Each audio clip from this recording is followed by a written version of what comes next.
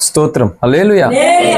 దేవుని పరిశుద్ధ వాక్య భాగంలో నుండి 119వ కీర్తన భక్తుడైన దావీదు రచించినటువంటి 119వ కీర్తన 176వ వచనం చరణం నేనే చదువుతున్నాను. దయచేసి పరిశుద్ధ బైబిల్ ఉన్నవారు తెరిచి చూడండి, లేని వారు ఆలకించవలసిందిగా మనం చేస్తున్నాను. తప్పిపోయిన గొర్రె వేలే నేను త్రోవ విడిచి తిరిగి తిని నీ సేవకుని వెదకి పట్టుకునము, ఎందుకనగా నేను నీ ఆజ్ఞలను మరచువాడను కాను. ఈ పరిశుద్ధ వాక్య భాగం దేవుడు మన వెనుకడిలో ఆశీర్వదించునుగాక. ఆమె చిన్న మాట ప్రార్థన చేసుకుందాం. స్తోత్రం నాయన మహోన్నతుడగు తండ్రి, మీకు వందనాలు స్తోత్రాలు అయ్యా. ఇగో మరొక దినము నీ పునరుద్ధానపు శక్తిని పొందుకోవడానికి, మీ శరీర రక్తంలో పాలుపొమ్ములు పొందడానికి మాకు అనుగ్రహించిన ఈ అవకాశాన్ని బట్టి, సమయాన్ని బట్టి మిమ్మల్ని స్తుతిస్తున్నాం. చదవబడిన లేఖనము ద్వారా ప్రభువా నీ దాసుని అభిషేకించి నీ ఆత్మతో నింపి నీ ప్రజలందరికీ మేలు కలుగునట్లుగా దేవా, ఇగో ప్రతి వారు వచ్చిన ప్రతి వారు నీ ఆశీర్వాదాన్ని పరిపూర్ణంగా పొందుకున్నట్లుగా వాక్యము ద్వారా అందరినీ దర్శించమని, అందరితో మాట్లాడమని అయా, మేమందరము సరైన ఒప్పుకుని తండ్రి ఆశీర్వాదమును పొందుకోవడానికి తగిన పాత్రులుగా మేము ఎంచబడినట్లుగా ప్రభువా మమ్మల్ని అందరినీ కనికరించమని, మా చుట్టూ ఉన్నటువంటి అడ్డులు ఆటంకాలన్నింటినీ తొలగించి మీరు మాత్రమే మహిమ పొందుకోమని యేసయ్య నామమున స్తుతించి ప్రార్థించి వేడుకుంటున్నాం తండ్రి.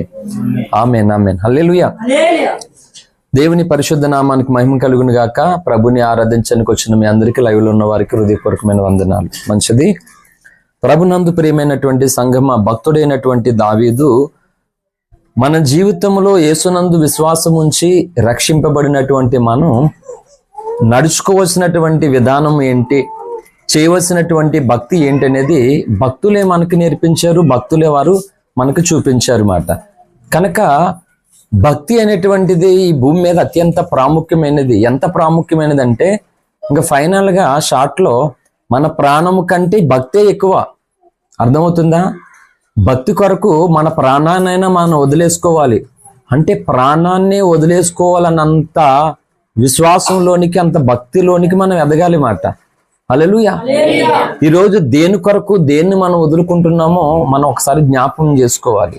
అందుకే భక్తి ఈ భూమి మీద మనలా ఉంటే ఎలా చేయాలో మనకు తెలియదు, మనకు అర్థం కాదు, మనకు నచ్చినట్లుగా మనం వెళ్ళిపోతాం. అందుకని భక్తులు వారు ఈ భౌతిక సంబంధమైన జీవితంలో ఎన్నో పోరాటాలు చేస్తూ భక్తి చేయవలసినటువంటి రీతిలో చేయడానికి వాళ్ళు ముందుకు కొనసాగారు. అందుకని దేవుడు వారందరినీ మనము పోలి నడుచుకోవాలి, వారిని మాదిరిగా మనం పెట్టుకోవాలని లేఖనాలు సాక్ష్యం ఇస్తూ ఉన్నాయి. హల్లెలూయా. చాలా శ్రద్ధగా విందాం, ప్రార్థనా పూర్వకంగా ఉందాం. నాకు కూర్చొని చెప్దాం అనుకున్నాను, నిలబడడానికి కాలు చాలా లాగేస్తుంది. ఇంకా తప్పని పరిస్థితుల్లో 2 వారాలు కంటిన్యూగా కూర్చొని చెప్పాను, ఇప్పుడు నిలబడే చెప్తానని తెగించి నిలబడ్డాను. హల్లెలూయా. దావీదు చెప్తున్నటువంటి ఒక అద్భుతమైన మాట ఏంటంటే, భక్తుడు తన యథార్థతను, తన నిజాయితీని నిరూపిస్తూ ఉన్నాడు, వెల్లడి చేస్తున్నాడు. ఏమంటున్నాడు? తప్పిపోయిన గొర్రె వలె నేను త్రోవ విడిచి తిరిగి తిని. చూడండి ఎంత హానెస్ట్ గా భక్తి జీవితంలో చెప్తున్నాను. యథార్థత లేకపోతే మనం పరలోక రాజ్యంలోని కూడా వెళ్ళాం. వాళ్ళు వెళ్తారా వీళ్ళు వెళ్తారా అనేది కాదు, కానీ యథార్థత లేని ఏ సేవకుడు వెళ్ళడు, ఏ విశ్వాసి వెళ్ళరు పరలోకానికి. హల్లెలూయా. అందుకే ఊజు దేశమందు యోబు అనేటువంటి ఒక మనుషుడు ఉన్నాడట. అతడు ఎలాంటి వాడట? అతడికి ఎన్నో సమస్యలు ఉన్నాయి, కానీ ఎన్ని సమస్యలు ఎన్ని శోధనలు ఉన్నా బైబుల్ పర్టికులర్ గా అతడి కోసం ఏం చెప్తుందంటే, అతడి కష్టాలు అతడి బాధలు ఎన్ని ఉన్నప్పటికీ కూడా ఆ కష్టాల బాధల్లో తనకున్న యథార్థత, నిర్దోషత్వాన్ని చెప్తుంది బైబుల్. ఈరోజు అది చెప్తున్నాను. మనకి ఉండవలసినటువంటి శ్రమలు, ఉండవలసిన కష్టాలు ఉండొచ్చు, కానీ ఏ కష్టమైనా, ఏ నష్టమైనా, ఏ బాధ అయినా నీ యథార్థతను నీ నుండి దూరం చేయకూడదు. నీ చేతిలోనే ఉంటుంది అది. అంత హానెస్ట్గా నేను భక్తుని కదా, నేను ఏం చెప్తే అదే చెల్లుతుందా అని అన్నట్లే ఆయన. నేను గొర్రె వలె త్రోవ తప్పి తిరిగి తిని అంటున్నాడు. హల్లెలూయా. అంటే దావీదు చెప్తున్నట్లుగా మన జీవితంలో అనేక విషయాలలో త్రోవ అంటే దేవుడు చెప్పాడు ఇర్మియా ప్రవక్త ద్వారా కూడా, ఇదే త్రోవ, దీనిలో నడవండి అంట. ఒకటే త్రోవ ఉంది. మానవ జాతి ఏ పుణ్య కార్యక్రమం చేసినా భగవంతుడి దగ్గరికి వెళ్తామనేది తప్పు. ఏ పుణ్య కార్యక్రమం చేసినా భగవంతుని చేరలేము. భగవంతుడు చేసిన పుణ్యకార్యం ఉంది, దాన్ని మాత్రం ఆచరించాలి. మన పుణ్య కార్యక్రమాలు, ఈ పాప పుణ్యాలు అనేవి ఈ భూ సంబంధం మీద కొంత ఫలితాన్ని చూపెడతాయి, కానీ పుణ్యం చేసినందువల్ల మనం పరలోకానికి వెళ్ళాం. అర్థమవుతుందా? భగవంతుడు ఒక పుణ్యకార్యం చేశాడు. తండ్రి అయినటువంటి దేవుడు తన కుమారుడిని ఈ భూమి మీదకి అప్పగించాడు. అది అసలైన పుణ్యకార్యం. గోదానం, నేత్రదానం, భూదానం, వస్త్రదానము, ఏంటి ఎన్నో దానాలు ఉన్నాయి. కానీ పుత్రదానం అపుత్రిష్య గతిర్నాస్తి. పుత్రుడిని తండ్రి దానం చేశాడు మాట. అసలైనటువంటి దానం ఈ సృష్టిలో పుత్రదానం మాట. తండ్రి తన పుత్రుడిని దానం చేసేసాడు. ఆ పుణ్యకార్యాన్ని ఈ భూమి మీద ప్రజలు ఎవరైతే విశ్వసిస్తారో వాళ్ళకి ఆ పరమాత్ముడి యొక్క దర్శనము, ఆ లోకము అనుగ్రహించబడుతుంది అన్నమాట. కనుక ఈ పాప పుణ్యాలు అనేవి ఇక్కడ మనకి ఖచ్చితంగా దావీదు తప్పు చేశాడు, ఆ పాపం ఇక్కడ అనుభవించడం లేదా?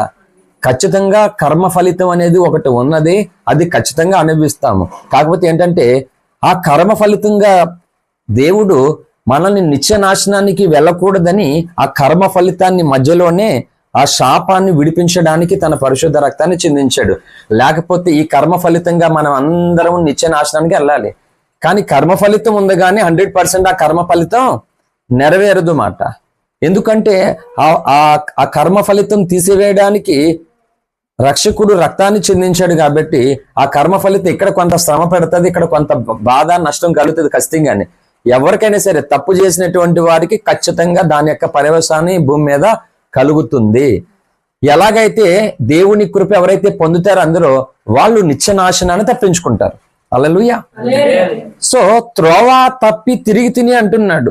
దావీదు జీవితంలో త్రోవ ఎప్పుడు తప్పాడు ఆలోచన చేయాలి. తన త్రోవ తప్పి తిరగడం వల్ల తన జీవితంలో కలిగిన నష్టాలు ఏంటి మీకు సింపుల్ గా మీరు అర్థం చేసుకోండి. అవునా కదా? ఏంటి, యుద్ధానికి వెళ్ళవలసినటువంటి దావీదు యుద్ధకాలం మందు మిద్దె మీదకి ఎక్కాడట. నాతో మాట్లాడు ప్రభు అనేటువంటి ఒక పాటలో యుద్ధకాలం మందు మిద్దె మీద నుండగా చూడరాని దృశ్యం కనులు గాంచినాను అని చెప్పాడు భక్తుడు. హల్లెలూయా. నాతో నీవు మాట్లాడినచో నేను బ్రతికెదను ప్రభు అనేటువంటి పాటలో. హల్లెలూయా. భక్తుడి జీవితంలోనే ఈ భూమి మీద చేయవలసినటువంటి పని చేయకుండా ఉండడం వల్ల తనకి ఎంతగా నష్టం కలిగిందో చెప్తుంది. మనం అనుకుంటున్నాం, అది చెప్తున్నాను. మనము ఒక భక్తుడిని టార్గెట్ పెట్టుకోవాలి. టార్గెట్ అంటే అతడి మీద బురద జల్లడానికి, అది అబద్ధ సాక్ష్యాలు చెప్పడానికి కాదు. భక్తుని జీవితంలో శ్రమ, శోధనలు, ఇరుకులు, ఇబ్బందులు, అవమానాలు కలిగినప్పుడు వారు తమ విశ్వాసాన్ని ఎలా కాపాడుకోగలిగారు, వారు దైవ కార్యములు ఎలాగా సమాజంలో జరిగించడానికి పూనుకున్నారు, వాళ్ళకి ఆకలి వేయట్లేదా, వాళ్ళకి నిద్ర రాదా, వాళ్ళకి కష్టం వచ్చినప్పుడు కుమిలిపోరా అంటే అన్నీ ఉంటాయి. భక్తుడైనంత మాత్రాన దెబ్బ తగిలితే ఏడవడా? అన్నీ ఉంటాయి, కామనే. అయితే అన్నిటిలో నీ విశ్వాసము సన్నగిలిపోకూడదు, నీ భక్తి పాడైపోకూడదు. అది ఇంపార్టెంట్ మాట. కాబట్టి తను చేయవలసినటువంటి సమయంలో యుద్ధం చేయడానికి వెళ్ళవలసినటువంటి దావీదు మిద్ది మీదకి వెళ్ళాడు, బెత్షెబతో పాపం చేశాడు. సరే పాపం చేశాడు, పాపంతో అక్కడితో అయిపోయింది దావీదు జీవితంలో. తర్వాత ఒక కొడుకు కూడా చనిపోయాడు దావీదుకి. ఈ పాప ఫలితమే, ఆ కర్మ ఫలితమే. అంతేకాదు చివరికి ఇంకో కొడుకే తరుముతూ ఉన్నాడు. భయంకరమైనటువంటి పరిస్థితి భక్తుడి జీవితంలో. ఎప్పుడైతే త్రోవ తప్పాడో ఆ త్రోవ తప్పడం వల్ల కలిగినటువంటి నష్టాలన్నీ కూడా తను పొందడం లేదా? మరి మన పరిస్థితి ఏంటి చెప్పండి? మన పరిస్థితి ఏంటి? అందుకంటున్నా నేను గొర్రె వల్లే త్రోవ తప్పి తిరిగి తిని అంటున్నాడు. యథార్థంగా ఒప్పుకుంటున్నాడు. ఎందుకు చెప్తున్నాడు ఆ సంగతి? ప్రియమైనటువంటి దేవుని ప్రజలారా, నేనే త్రోవ తప్పి తిరిగాను, బోల్డ్ కీర్తనలు రాశాను, మహారాజుని 40 సంవత్సరాలు పరిపాలన చేశాను, నా దగ్గర వందలాది మంది పనిచేశారు, నేను గనుణ్ణి, గొప్పవాణ్ణి, దేవుని మనసెరిగిన వాణ్ణి. కానీ నా జీవితంలో ఒక నాశనకరమైన స్థితి ఉంది, ఒక భ్రష్టత్వం ఉంది. నేను దేవుని త్రోవ విడిచి నేను తిరగడం వల్ల నేను భయంకరమైన నష్టాలు పొందుకోవాల్సి వచ్చింది. కాబట్టి మీరు అలాగ తిరగొద్దని భక్తుడు సాక్ష్యం ఇస్తున్నాడు. అందుకని నువ్వు నేను కలిపి ఆ భక్తుని మీద బురజాడడానికి కాదు సాక్ష్యం ఇచ్చేది. అర్థమవుతుందా? అందుకని దేవుని మనసు ఎవరికైనా అర్థం కావాలంటే భక్తుని మనసు అర్థం కాకుండా ఈ మాట జోసెఫ్ చెప్పాడని మీరు ఏ బోధకుడి దగ్గరికి వెళ్ళి అడుగుతారో అడగండి. నేను అంత కరాఖండితగా లేఖనాన్ని చెప్తూ ఉన్నాను. ఏ బోధకుడి దగ్గరికి వెళ్ళి అడుగుతారో అడగండి. భక్తుని మనసు నీకు అర్థం కాకపోతే నీ బ్రతుకు అంతా నువ్వు దేవుడి మనసు ఎప్పటికీ అర్థం చేసుకోవాలి. అర్థమవుతుందా? అందుకని మన జీవితాలలో భక్తుని యొక్క ఆలోచన, భక్తుని యొక్క విశ్వాసము చాలా చాలా మనకి అవసరమై ఉన్నది మాట. హల్లెలూయా. కాబట్టి దావీదు త్రోవ విడిచి తిరిగినటువంటి ఆ కాలములో తన జీవితంలో కొద్దిగా ఆ త్రోవ తప్పినటువంటి పరిస్థితులు తనను ఎన్నో భయంకరమైనటువంటి శోక సముద్రంలోనికి నెట్టివేసేసే. అందుకే భక్తుడైనటువంటి దావీదు యథార్థంగా తాను ఒప్పుకుంటూ ఉన్నాడు. చూడండి, ఒక కీర్తనలో అంటాడు, నా మూర్ఖత వలన కలిగిన గాయాలు నీకు దుర్వాసన కలుగుతుంది అన్నాడు. అమ్మా 38:5 చదువు నాన్న. నా మూర్ఖత వలన కలిగిన నా గాయములు దుర్వాసన గలవే. చూడండి, చెడు వాసన అంట. దుర్వాసన అంటే చెడు వాసన వస్తుంది. ఎందుకు ఈ గాయాలు చెడు వాసన వస్తుంది అంటే ఈ మూర్ఖతతో కలిగినటువంటి గాయాలు మాట. హల్లెలూయా. అంటే ఎలాగా మూర్ఖతతో కలిగిన గాయాలంటే అదే చూడండి, ఇలాగా మన జీవితాలలో ఎప్పుడు మన ఆలోచన విధానం ఎప్పుడు ఒకలాగా ఉండదు. కొన్నిసార్లు ఉద్రేకానికి లోనైపోతాం. ఇప్పుడు ఆత్మహత్య చేసుకునేటువంటి వాళ్ళు ఎందుకు చేసుకుంటున్నారు? ఊరికినే పని పాట లేనందువలన కాదు, ఉద్రేకానికి గురైపోతూ ఉంటారు. అర్థమవుతుందా? సో ఇలాగ మన జీవితాల్లో ఎప్పుడు స్థిరమైనటువంటి ఆలోచన మనకు ఉండదు. ఎమోషనల్ అయిపోతావు నీవు. ఏంటి, రకరకాల స్థితిలోకి వెళ్ళిపోతావు. ఈ ఎమోషనల్లో, ఈ ఉద్రేకంలో, ఈ ఆవేశంలో నువ్వేం చేస్తున్నావో నీకే తెలియకపోతే ఖచ్చితంగా నాశనానికి తీసుకెళ్తుంది ఆలోచన. అందుకే మనకు ఒక దేవుడు ఉన్నాడు. ఏంటి, ఆ దేవుణ్ణి మనం తెలుసుకోవడానికి ఈ పరిశుద్ధ బైబిల్ దేవుడు ఇచ్చాడు. అంతేకాదు, ఈ బైబిల్ అంతా కూడా ఆ దేవదేవుడిని ఎలా ప్రేమించారో, ఆయనను ఈ కఠినమైనటువంటి పరిస్థితుల్లో ఎలా వెంబడించారో ఇదంతా బైబిల్ అంతా కూడా. అర్థమవుతుందా? అంత యేసయ్య స్టోరీ కాదు బైబిల్లో ఉన్నది.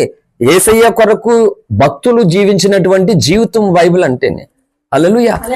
అంటే మనం ఈ రోజు భక్తి చేయడానికి ఆదికాండం మొదలుకొని ప్రకటన గ్రంథం వరకు భక్తులు భ్రష్టులు కూడా వాళ్ళు పాఠాలు నేర్పిస్తున్నారు. మనకి నేర్పిస్తలేదా? కయీనుని చూసి ఏమి నేర్చుకోవాలి? నేను కయీన్లాగా అనుకోవాలా? కయీను తన సహోదరుని హత్య చేశాడు. ఏతేను తోటలో నుండి వెలివేయబడ్డాడు. ఆదామవ్వలకు ప్రథమ కుమారుడే గాని అతని పుట్టిక, అతని బ్రతుకు ఈ తల్లిదండ్రులకు కూడా చాలా అవమానాలు తీసుకుని వచ్చింది.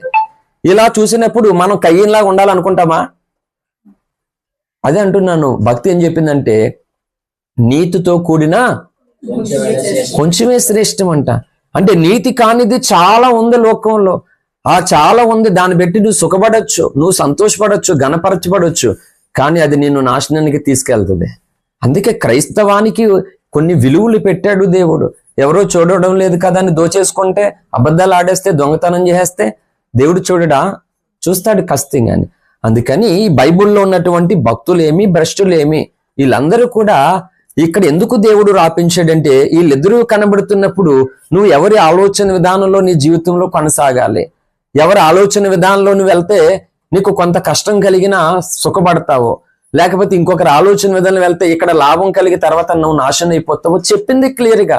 ఇంత చెప్పిన తర్వాత కూడా ఈనాటి క్రైస్తవ సంఘాలు సరైనటువంటి భక్తి చేయడం లేదు. అంటే అర్థం ఏంటి చెప్పినా ఖచ్చితంగా నేను చెప్తున్నాను, ఫాస్టర్లు క్రైస్తవులు బైబిల్ని ఫాలో అవ్వడం లేదు. చెప్పగలరు ఈరోజు దమ్ముతో ధైర్యంతో నేను బైబిల్ని ఫాలో అవుతానని ఎంతమంది విశ్వాసాలు చెప్పగలరండి? చెప్పగలరా? సంఘాలలో అద్భుతాలు, సూచనలు, కచ్చిపులు అంటిపోవడం, దెయ్యాలు పారిపోవడం కాదు గొప్పతనం.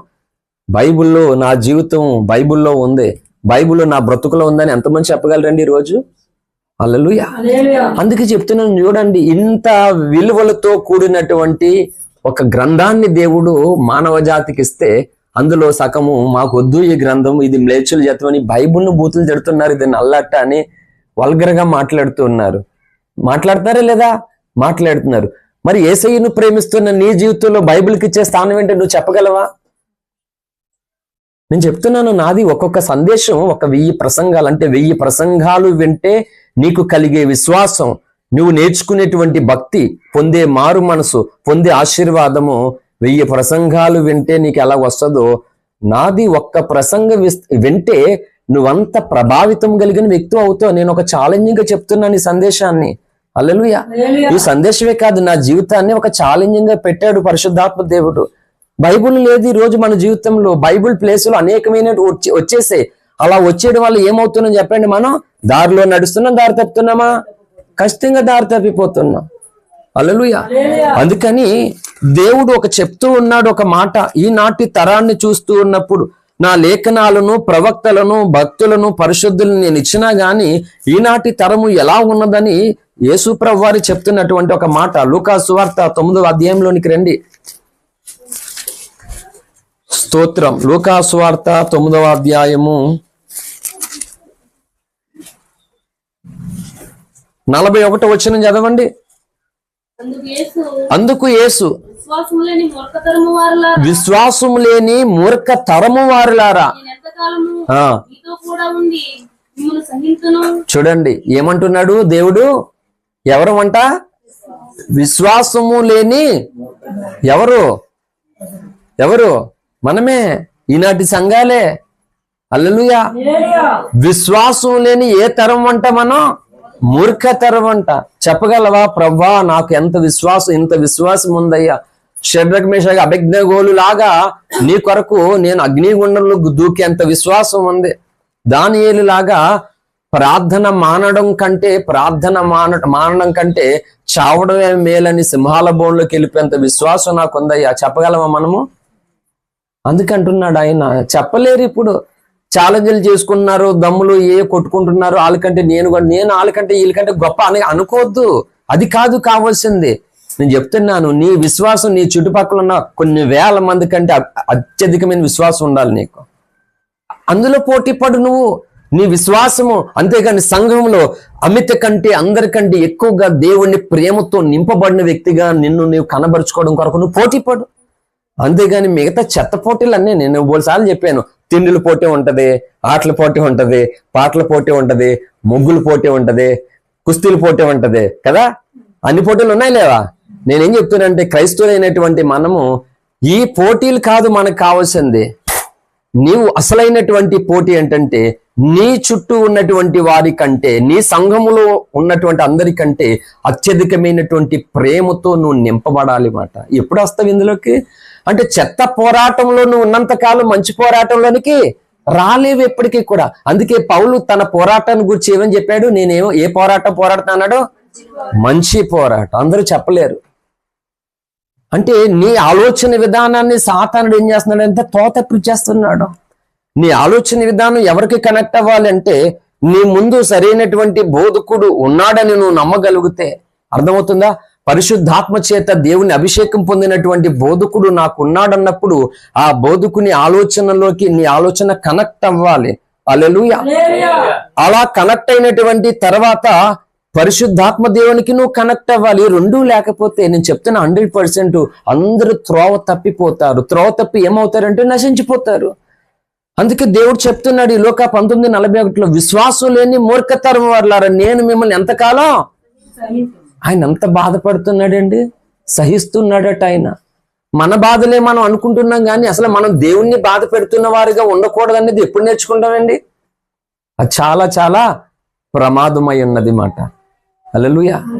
నేను కూర్చొని చెప్తాను ఏంటి, మీకు అవసరాన్ని పెట్టి చెప్తున్నాను. ఈ 7వ నెలలో జరిగినటువంటి ఉపవాస ప్రార్థనలో భయంకరంగానే దాడి చేస్తూ వచ్చాడు. నా మీదే కాదు, ఆల్మోస్ట్ సంఘంలో ఒక్కొక్క కుటుంబాన్ని ఒక్కొక్క రీతిగా సాతానుడు దాడి చేస్తూనే వచ్చాడు, చిక్కులు పెడుతూ ఉన్నాడు. నేను చెప్తున్నాను, ఈ 7వ నెలలో నేను ఇలా చూడండి, ఈ 7వ నెలలో జరిగినటువంటి ప్రార్థనలో ఎంత ప్రాముఖ్యమైందంటే, ఇంతవరకు నీ బ్రతుకులో నీవు దేవునిక విధానంలో ఎదగలేనటువంటి స్థాయి ఈ ఉపవాస ప్రార్థనలో నువ్వు ఆ అంతస్తులకు తీసుకెళ్ళడానికి దేవుడు ఇచ్చాడు. ఏంటో ఒక మాట చెప్తాను, ఇవి క్యాజువల్ గా టైం పాస్ కి మిమ్మల్ని బాధ పెట్టి మీ దగ్గర కానుక తీసుకుని పెట్టడానికి కాదు ఈ కూడికలు. నీ జీవితంలోనే నేను అత్యంత ప్రభువుకి దగ్గరగా సన్నిహితంగా చేయడానికి కావలసినటువంటి కూడికలు ఇవి. రకరకాలుగా దేవుడికి సాతానుడు దూరం చేస్తున్నాడు. నేను చెప్తున్నాను, యానంలో మొదటి సందేశం ఉపవాస ప్రార్థనలో అసలైనటువంటి అభివృద్ధి ఎప్పుడు ఉంటది మన జీవితంలో? ఇంకా అభివృద్ధి ఖచ్చితంగా వినండి ఆ సందేశం. మళ్ళానే ఏంటి అసలైనటువంటి అభివృద్ధి? మొదటి రోజు పగలు, మొదటి రోజు రాత్రి ఇదే స్థలంలో బలహీనులమే కానీ మనం ఇంకా బలహీనులుగానే ఉండిపోతున్నాం. మరి బలవంతులు ఎప్పుడు? దేవుడు చెప్పాడు నాలో బలహీనతలు ఉంటాయి, నీలో బలహీనతలు ఉంటాయి, కానీ అదే బలహీనత నీలో ఉన్నప్పుడు ఇక్కడ నువ్వు బలవంతుడు అయిపోవాలట. బలహీనులగానే బలం. ఇలా పేర్లు మీరు యూట్యూబ్ లో సెర్చ్ చేయండి, పోనీ ఎవరైనా ఉన్నాయేమో నాకు తెలియదు, చెప్తున్నాను. హల్లెలూయా. నేను ఎన్నోసార్లు చెప్పాను, నాకు ప్రసంగాలు తయారయ్యే విధానం ఏంటంటే, నా హృదయంలో నా దేవుణ్ణి గూర్చినటువంటి ప్రేమ జ్వాల మండుతున్నంత కాలము ప్రసంగాలు ఊరుతూనే ఉంటాయి మాట. హల్లెలూయా. దేవుని మీద నీకు ప్రేమ లేనప్పుడు ప్రసంగాలు నువ్వు ప్రిపేర్ చేసుకోవడానికి బోల్ తపస్సులు చేయాలి. నీవు అంత అవసరం ఉండదు భక్తుని జీవితంలో. ఏంటి, దేవుని ప్రేమలో నువ్వు పడు. ప్రసంగాలు ఓట చెప్పాను కదా, పెదవసలోను హృదయంలో నుండి ఏమొస్తాయట, జీవధారలు వస్తాయి అన్నమాట. హల్లెలూయా. ఆ జీవధారలు రావడం ప్లేస్ లో ఎంతసేపు కానుకలు గోల, దశంభాగాలు గోల, ఈ చెత్త చెదవరం గోల ఎందుకు వస్తుంది చెప్పండి? ఎందుకు వస్తుంది? జీవధారలు లేవు. ఒక వ్యక్తిని ఎండిపోతున్నటువంటి ఆత్మీయ స్థితిలో నుండి జీవింపగలిగినటువంటి స్థితిలో రప్పించగలిగినటువంటి జీవధార ఊట బంద్ అయిపోయింది అక్కడ. సంశోను బలార్జుడానిగా ఫీల్ అయిపోతున్నాడు. సంశోను ఫిలిష్తీయులు వస్తున్నారంటే ఎర్రజిమ్ముకుని లేచాడు. ఫైనల్ ఏమైంది? బలము తనలోంచి వెళ్ళిపోయిందన్న సంగతి తనకి అర్థం కాలేదు. నేను అదే చెప్తున్నాను ఈరోజు క్రైస్తవ సంఘమా, అన్ని సంఘాల కొరకు భారం ఉంది. ఈ సంఘం ఒకటే కాదు. ఎందుకంటే అందరూ యేసయ్యను నమ్మినందుకు వాళ్ళు సమాజంలో వ్యక్తుల చేత, కుటుంబాల్లో వ్యక్తుల చేత చాలా వివక్షకు గురయ్యారు, చాలా వ్యతిరేకత పొందారండి. ఏదో ఈ రోజు కొద్దిపాటి బలహీనతలు ఉన్నాయి కాబట్టి అందరూ చేతకానోళ్ళు కాదు ఇప్పటికీ కూడా. ఏండి, నేను ఒకరి జీవితంలో మైనస్ మాత్రమే చూసేవాడిని కాదు. నేను మైనస్ ని ప్లస్ చేయడానికి చాలా ఆరాట పడతాను. ఈ ఎలక్ట్రికల్ డిపార్ట్మెంట్ కి సంబంధించి మైనస్ ప్లస్ ఉంటది. హల్లెలూయా. 2 వైర్లు ఉంటది, ఒకటి మైనస్ ఒకటి ప్లస్. ఏది ప్లస్ కలపాలో ఏది మైనస్ కలపాలో తెలియపోతే వర్క్ చేసే ఎలక్ట్రీషియన్ డిపార్ట్మెంట్ వారికి కాలిపోతే మొత్తం వైర్ అంతా కాలిపోతుంది ఇంట్లోను. అర్థమవుతుందా? ప్లస్ మైనస్ ఉంటుంది. అలాగే మన జీవితంలో కూడా నెగిటివ్ థాట్స్ ఉంటాయి, పాజిటివ్ థాట్స్ ఉంటాయి. అందుకే ఈ ఉన్నప్పుడు నీకు ఒక బంగారం ఆయన దగ్గరికి, కంసాల ఆయన దగ్గరికి వెళ్ళి ఈ వస్తువు బంగారమా కాదని చెప్పి ఈజీగా చెప్పేస్తాడా లేదా? ఈజీగా చెప్పేస్తాడు. అలాగా మన నెగిటివ్ థాట్స్, మన పాజిటివ్ థాట్స్, మంచి ఆలోచనలు చెడ్డ ఆలోచనలు మనకి ఎలా తెలిస్తే తీసుకున్న నిర్ణయాలు తీసుకోవు. అప్పటికప్పుడు నీకున్నటువంటి పరిస్థితులు ఇదే సరైన ఆలోచన నువ్వు అనుకుంటావు. ఆ ఆలోచన నువ్వు కలిగినప్పుడు ఇక్కడికి రా, నువ్వు ఈ గీట్రాయి దగ్గరికి వచ్చి అది సరైన ఆలోచన లేదు ఇక్కడికి వస్తే నీకు తెలుస్తుంది అన్నమాట. ఇదేమీ తెలుసుకోకుండా నువ్వు అనుకున్నదే సరైన ఆలోచన అంటే చాలా కష్టం. నేను చెప్తున్నాను, ఈ తరములో భక్తి చేయాలంటే చాలా చాలా కష్టం. నీతోనే నువ్వు పోరాడాలి, నీ పక్కన వాళ్ళతో కాదు. ఇది గుర్తుపెట్టుకోవాలి మీరు అందరూ. ఫస్ట్ ఆఫ్ ఆల్ నన్ను ఫాలో అవ్వ అందరూ కూడా, నీతోనే నువ్వు పోరాటం చేయాలి, ఇంకొకరితో కాదు. ఫస్ట్ నువ్వు. నీ భక్తికి అడ్డు ఆటంకం ఎవరంటే నీ ఆలోచనలే, నీ ఇష్టాలే, నీ కోరికలే, నీ ఉద్దేశాలే. నువ్వే ఫస్ట్ కారణం. ఇంత కరాకిడికి ఎవరు చెప్పరండి. ఎవరెవరో నీ భక్తి లాగేస్తున్నారు, ఎవరెవరో నిన్ను చెత్త చెదరవదంతా కూడా. నీతోనే నువ్వు పోరాటం చేసి నీతో నువ్వు నెగ్గు, ఈజీగా నువ్వు ఇతరులతో నెగ్గేస్తావు అన్నమాట. హల్లెలూయా. ఒక్కొక్కరికి పీకెత్తదంట, నాలుగు పీకెత్తుంది. దేనికి? చుక్క కోసం ఒకరికి, చుట్ట కోసం ఒకరికి. నాలుగు పీకెత్తది. కొంతమందికి ఇంకా కొత్త వచ్చేస్తుంది. ఈ నాలుగు గురగొల్ల ఆడిపోతుంది బాగానే. ఎదుటోని ఏదోటి అనేసేయనమాట. ఆ చుక్క కంటే చుట్ట కంటే వీళ్ళు ఇంకా డేంజర్. అర్థమవుతుందా? వద్దమ్మా, నాలుకలకి వద్దు అసలు. అని నరం లేని నాలుకని అనుకుంటాం, కానీ ఇది ఎన్ని కొంపలు కాల్చేసింది తెలీదా? అగ్గిపెట్టి కంటే ఇది చాలా ప్రమాదకరమైనది మాట. నీ నాలుకని స్వాధీనంలో పెట్టుకోమని చెప్పింది బైబిల్. హల్లెలూయా. సో 2 ప్రసంగాల పేర్లు చెప్పాను. ఏంటి? అసలైన అభివృద్ధి. ఎప్పుడు పొంత కష్టంగా విన్న యానో సందేశం, నా ద్వారా పరిశుద్ధాత్మ దేవుడు ఇస్తున్న సందేశం. అది పసలేని ప్రసంగాలు కాదు. నీ జీవితంలోనే అట్టడుగు స్థితిలో ఇక్కడ ఎన్నో ఇబ్బందులు, బాధలు, కష్టాలు ఉంటూ కూడా అయినా సరే బేదలాజరు పొందినటువంటి అంతస్తు స్థాయికి నిన్ను తీసుకువెళ్ళడానికి కావాల్సిన సందేశాలు అవి. హల్లెలూయా. రెండోది, బలహీనులమే గాని, అంటే నువ్వు బలహీనతో ఉంటూ కూడా, ఎన్నో ఇబ్బందులు కరుములో బలహీనపరచబడి ఉంటూ కూడా నువ్వు బలమైన కార్యాలు చేసేస్తావు, నీ చేతిలో ఉంటాయన్నమాట. హల్లెలూయా. మరి ఎప్పుడు వస్తుంది అది? ఎంతసేపు ఈ బలహీనతతో ఎంత నష్టపోతున్నావో ఒకసారి చూసుకో. సేమ్ టైంలో నువ్వు ఎంత నష్టపోతున్నావో అంత లాభం పొందాలి నీ భక్తి ద్వారా. అందుకు అంత ఘనమైన కార్యాలు పరిశుద్ధాత్మకి నువ్వు చెయ్యాలి అన్నమాట. 2 అయినాయి. పెదవసంలో ప్రసంగం 2వ రోజు పగలు ఏంటంటే పొందుకోవడం, పోగొట్టుకోవడం. కొంతమంది ఏం పొందుకోవాలో ఏం పోగొట్టుకోవాలో తెలియట్లేదు. పొందుకోకూడని దాన్ని పొందుకుంటూ, పోగొట్టుకోకూడని దాన్ని పోగొట్టేసుకుంటున్నారు. చాలా ఇంపార్టెంట్ సందేశం అది. ఇక 4వది కోలంకలో ఘనమైన పాత్ర. ఈ భక్తి చేస్తున్నారు కదా, ఈ భక్తి చేస్తున్నటువంటి అందరూ కూడా కొంతమంది ఘనహీనమైనటువంటి పాత్రలు. ఆ పాత్రలకు ఉపయోగం ఉండదు. చేట, సీపులు కట్ట తెచ్చుకోండి, బియ్యం పెట్టండి, బీరువాలోనూ మంచం కింద ఇంట్లో దాచుకుంటారా? ఆ చేటకి చీపురికి ఎక్కడ ఇవ్వాలో అక్కడే పెట్టాలి. ఇంట్లో చెత్త వేసుకున్న డస్ట్బిన్ ఉంటుంది, అది తెచ్చుకుని లోపల పరుపు మీద బీరో పైన పెట్టుకుంటారండి. అరమోలో పెట్టుకుంటారా? పెట్టుకోరు కదా. అంటే ఆ పాత్ర కావాలా లేదా? డస్ట్బిన్ వేయడానికి ఒక పాత్ర అవసరమా లేదా? కానీ అవి ఘనహీనమైన పాత్రలు. అవి అవసరమే గాని అవి విలువైనవి కాదు. అర్థమవుతుందా? అలాగే దేవుని సంఘములో భేదవారైనా గొప్పవారైనా రోగులైనా ఆరోగ్యవంతులైనా ఎవరైనా సరే కానీ దేవుడు చెప్తున్నాడు ఏంటంటే మనము ఈ భక్తి ద్వారా ఘనమైన పాత్రలుగా ఉండాలట. ఎప్పుడు ఉంటాం? నేను చెప్తున్నాను ప్రియులారా, మీరు నా సంఘంలో ఉన్నటువంటి మీకు చెప్తున్న కరాఖండితగా ఈ 4 ప్రసంగాలు కూడా చాలా చాలా చాలా ఇంపార్టెంట్. ఒక్కసారి నువ్వు ప్రార్థనా పూర్వకంగా కనీసం 4 ప్రసంగాలు కదా, కనీసం 4 రోజులు రోజుకొకటి అన్న విను. ఖచ్చితంగా విని తాను తగినట్లుగా నీ ఆలోచన, నీ యాటిట్యూడ్ ఒక్కసారి చేంజ్ చేసుకొని, లేకపోతే మనం నష్టపోతాం. అగాపే సంఘంలో ఉండి కూడా నీవు లేఖనానికి నీ హృదయంలో చోటు ఇవ్వట్లేదంటే దాని అర్థం ఏం చెప్పనా? ఇస్కరియోతు యోధాను గూర్చి పరిశుద్ధాత్ముడు ఏమని సాక్ష్యం ఇచ్చాడు?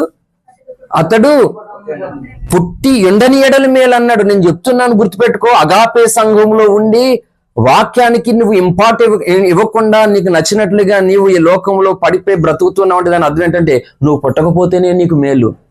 నేను చెప్తున్నాను కరాఖండితగా, గుర్తుపెట్టుకో. నువ్వు అనుకోవచ్చు నేను వ్యభిచారం చేయట్లేదు కదా, దొంగతనం చేయట్లేదు కదా, నరహత్య చేయట్లేదు కదా నువ్వు అనుకుంటున్నావు. రేపు పొద్దుటే భయంకరమైనటువంటి ఇప్పుడు ఇన్ని కష్టాలు మనకున్నాయా? అసలైనటువంటి ఒక కష్ట సమయము ఆసన్నమైంది. ఇక్కడ నుండి మనం అక్కడ పడతామట. ఓ సామెత ఉంటది, పొయ్యి మీద ఉన్నటువంటి రొట్టు పెన మీద ఉన్నటువంటి రొట్టు ఎక్కడ పడింది? ఇప్పుడు పొయ్యిలో పడినందుకు ఏడు తగ్గిందా పెరిగిందా? దానికి చెప్పాలి నాకు. అమ్మా ఆడవాళ్ళు చెప్పండి అమ్మా, మగవాళ్ళు చాలా ఎక్స్పీరియన్స్ చెప్పేస్తున్నారు. కుటుంబ బాధ్యత స్త్రీలదే కదా ఎక్కువగానే, అంతేనా? మరి చెప్పరే, ఆడవాళ్ళు సైలెంట్గా ఉన్నారు. పెనం మీద ఉన్న రొట్టు పొయ్యిలో పడిందంట, ఇప్పుడు దానికి వేడి తగ్గిందా పెరిగిందా? పెరిగిందన్నమాట. నేను చెప్తున్నాను, ఇప్పుడు వరకు భూమి మీద ఉన్నటువంటి అందరి కష్టాలు చెప్తే ఎవరికి ఎంత కష్టమో అంత కష్టం ఉంది. కానీ ఇప్పుడు దానికి అనేక రెట్లు, ఇంకా 100 రెట్లు అనుకోండి, ఫైనల్ గా 100 రెట్లు కలిగినటువంటి ఒక శ్రమ శోధన లోకంలో వెళ్ళి అందులో పడిపోతామన్నమాట. ఇన్ని రోజులు వంట చేసినప్పుడు అమ్మ బయట చూడవలసిన అవసరం ఏముంది? ఇన్ని రోజులు వంట చేసినప్పుడు నూనె వచ్చి ఎక్కడ పడుతుంది? చేతి మీద, కన్ను మీద ఎక్కడో పడుతుంది. ఇప్పుడు వెళ్ళి మనమే నూనెలో పడితే వద్దా కదా? అందుకే సాతానుడు మనల్ని ఎంత ఏడిపించేలా చేసుకున్నా మనం నవ్వుతాం.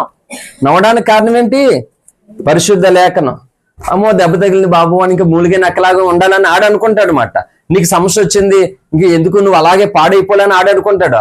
ఆ పరిస్థితుల్లోనే నువ్వు నవ్వుకోవాలని దేవుడి కోరిక. హల్లెలూయా. అర్థమైందా? నూనె మన మీదకి వచ్చి పడిన దానికి మనమే వెళ్ళి నూనెలో పడితే ఏమైనా ఉందా? మరి ఇప్పుడు అలాంటి పరిస్థితి ఉంది త్వరలో. అక్కడ ఎవరు కాపాడతారు మనల్ని? ఈ లేఖనాన్ని ఎవరైతే తమ హృదయంలో పెట్టుకుని ఆ లేఖన ప్రకారమైన భావజాలాన్ని, ఆలోచనను, మనసును కలిగి ఉంటారో వాళ్ళు అసలైనటువంటి అభివృద్ధి పొందుతారు. వాళ్ళు వాళ్ళ జీవితంలో అత్యంత ప్రాముఖ్యమైనవి పొందుకుంటారు, అవసరం లేనివి వదిలేస్తారు, పోగొట్టేసుకుంటారు అన్నమాట. భక్తులను పోగొట్టుకుంటున్నారు చాలా మంది. హల్లెలూయా. వారికి ఇస్తున్నటువంటి అధికమైనటువంటి విశ్వాసాన్ని పోగొట్టుకుంటున్నారు చాలా మంది. ఈ 4 చాలా ఇంపార్టెంట్ సందేశాలు. ఓకే, ఉపవాస ప్రార్థన అనంతరం అయిపోయిన తర్వాత పెదవరుసల్లో డేవిడ్ వాళ్ళ ఇంటికాడ మొత్తం 10 మంది అంతమంది వచ్చారు అంతే ప్రార్థనకి, ఎవరు రాలే.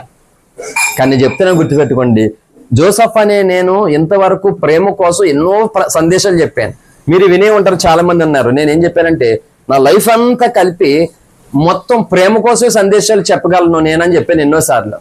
గుత్తింగులో కూడా చెప్పాను. అప్పుడు కూడా చాలా మంది వచ్చారు ఇక్కడ నుంచి. గుత్తింగు వచ్చినప్పుడు కూడా 10 మంది ఉన్నారు ఇక్కడ, అప్పుడు కూడా చెప్పాను. కానీ నా జీవితంలో ఇంతవరకు ప్రేమ కోసం ఎప్పుడు ఎక్కడా చేయనటువంటి సందేశం, మీరు కూడా ఎప్పుడు ఎక్కడా వినలేనటువంటి సందేశం మొన్న పెదవసలో చేశాను. అది కూడా చాలా చాలా ఇంపార్టెంట్.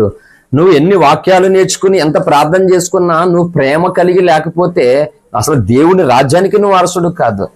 ఎందుకు చెప్పనా? ఇప్పుడు సాతాను ఉన్నాడు కదా, సైతాను, లూసిఫర్. జ్ఞానం ఉందా లేదా? చెప్పాలి. జ్ఞానం ఉంది. మరి మనకి జ్ఞానం ఉంటే ఉపయోగం ఏంటి? వాడికి జ్ఞానం ఉంది, వాడికి మొత్తం లేదంటే ఏమీ లేదు. వాడికి మొత్తం అన్నీ ఉన్నాయి. వాడికి అన్నీ తెలిసి మాట. ఈ సృష్టిలో దేవుని తర్వాత అత్యంత జ్ఞానము కలిగినటువంటి వ్యక్తి లూసిఫర్, సాతాను మాట. మరి అలాంటి వాళ్ళు ఏమి లేదు, ప్రేమ లేదు. అందుకే పడద్రోయబడ్డాడు. అందుకే ప్రేమ లేని వాడు దేవుణ్ణి ఎరుగుడు అన్నాడు మాట పౌలు. ఖచ్చితంగా ఆ ప్రసంగం కూడా మీకు అవసరమే. మీరేదో కూటానికి వచ్చి వెళ్ళిపోవడానికి కాదు. దేవుడు మన ప్రార్థనకి రావడం అంటే అర్థం ఏంటి అంటే నీవు ఈ భూ సంబంధమైనటువంటి, శరీర సంబంధమైనటువంటి, ప్రకృతి సంబంధమైనటువంటి ఉనికిలో నుండి, ఆలోచనలో నుండి, ఇష్టాల్లో నుండి, ఉద్దేశాల్లో నుండి, ఉద్రేకంలో నుండి, కోపంలో నుండి నీవు దేవుని ఉన్నతమైనటువంటి మనసు కలిగినటువంటి వ్యక్తిగా మారిపోవడం కొరకు ఈ కూడుకులి సందేశాలు అవసరం మాట. హల్లెలూయా. అర్థమవుతుందా? ఓకే, పాయింట్లోకి వద్దాం ఇప్పుడు. అంటే దేవుడు ఏమంటున్నాడు ఈ లోక 19:41 ప్రకారం, విశ్వాసం లేని మూర్ఖ తరము అంట. తరమే చెప్తున్నాడు, సంఘం అంటలేదు, ఊరు అంటలేదు. హల్లెలూయా. విశ్వాసం లేని మూర్ఖ తరము అంట. చెప్పండి, అందులో మనం ఉంటే మనకి నష్టమా లాభమా? అందుకని ఇప్పుడు మనం ఏం చేయాలి?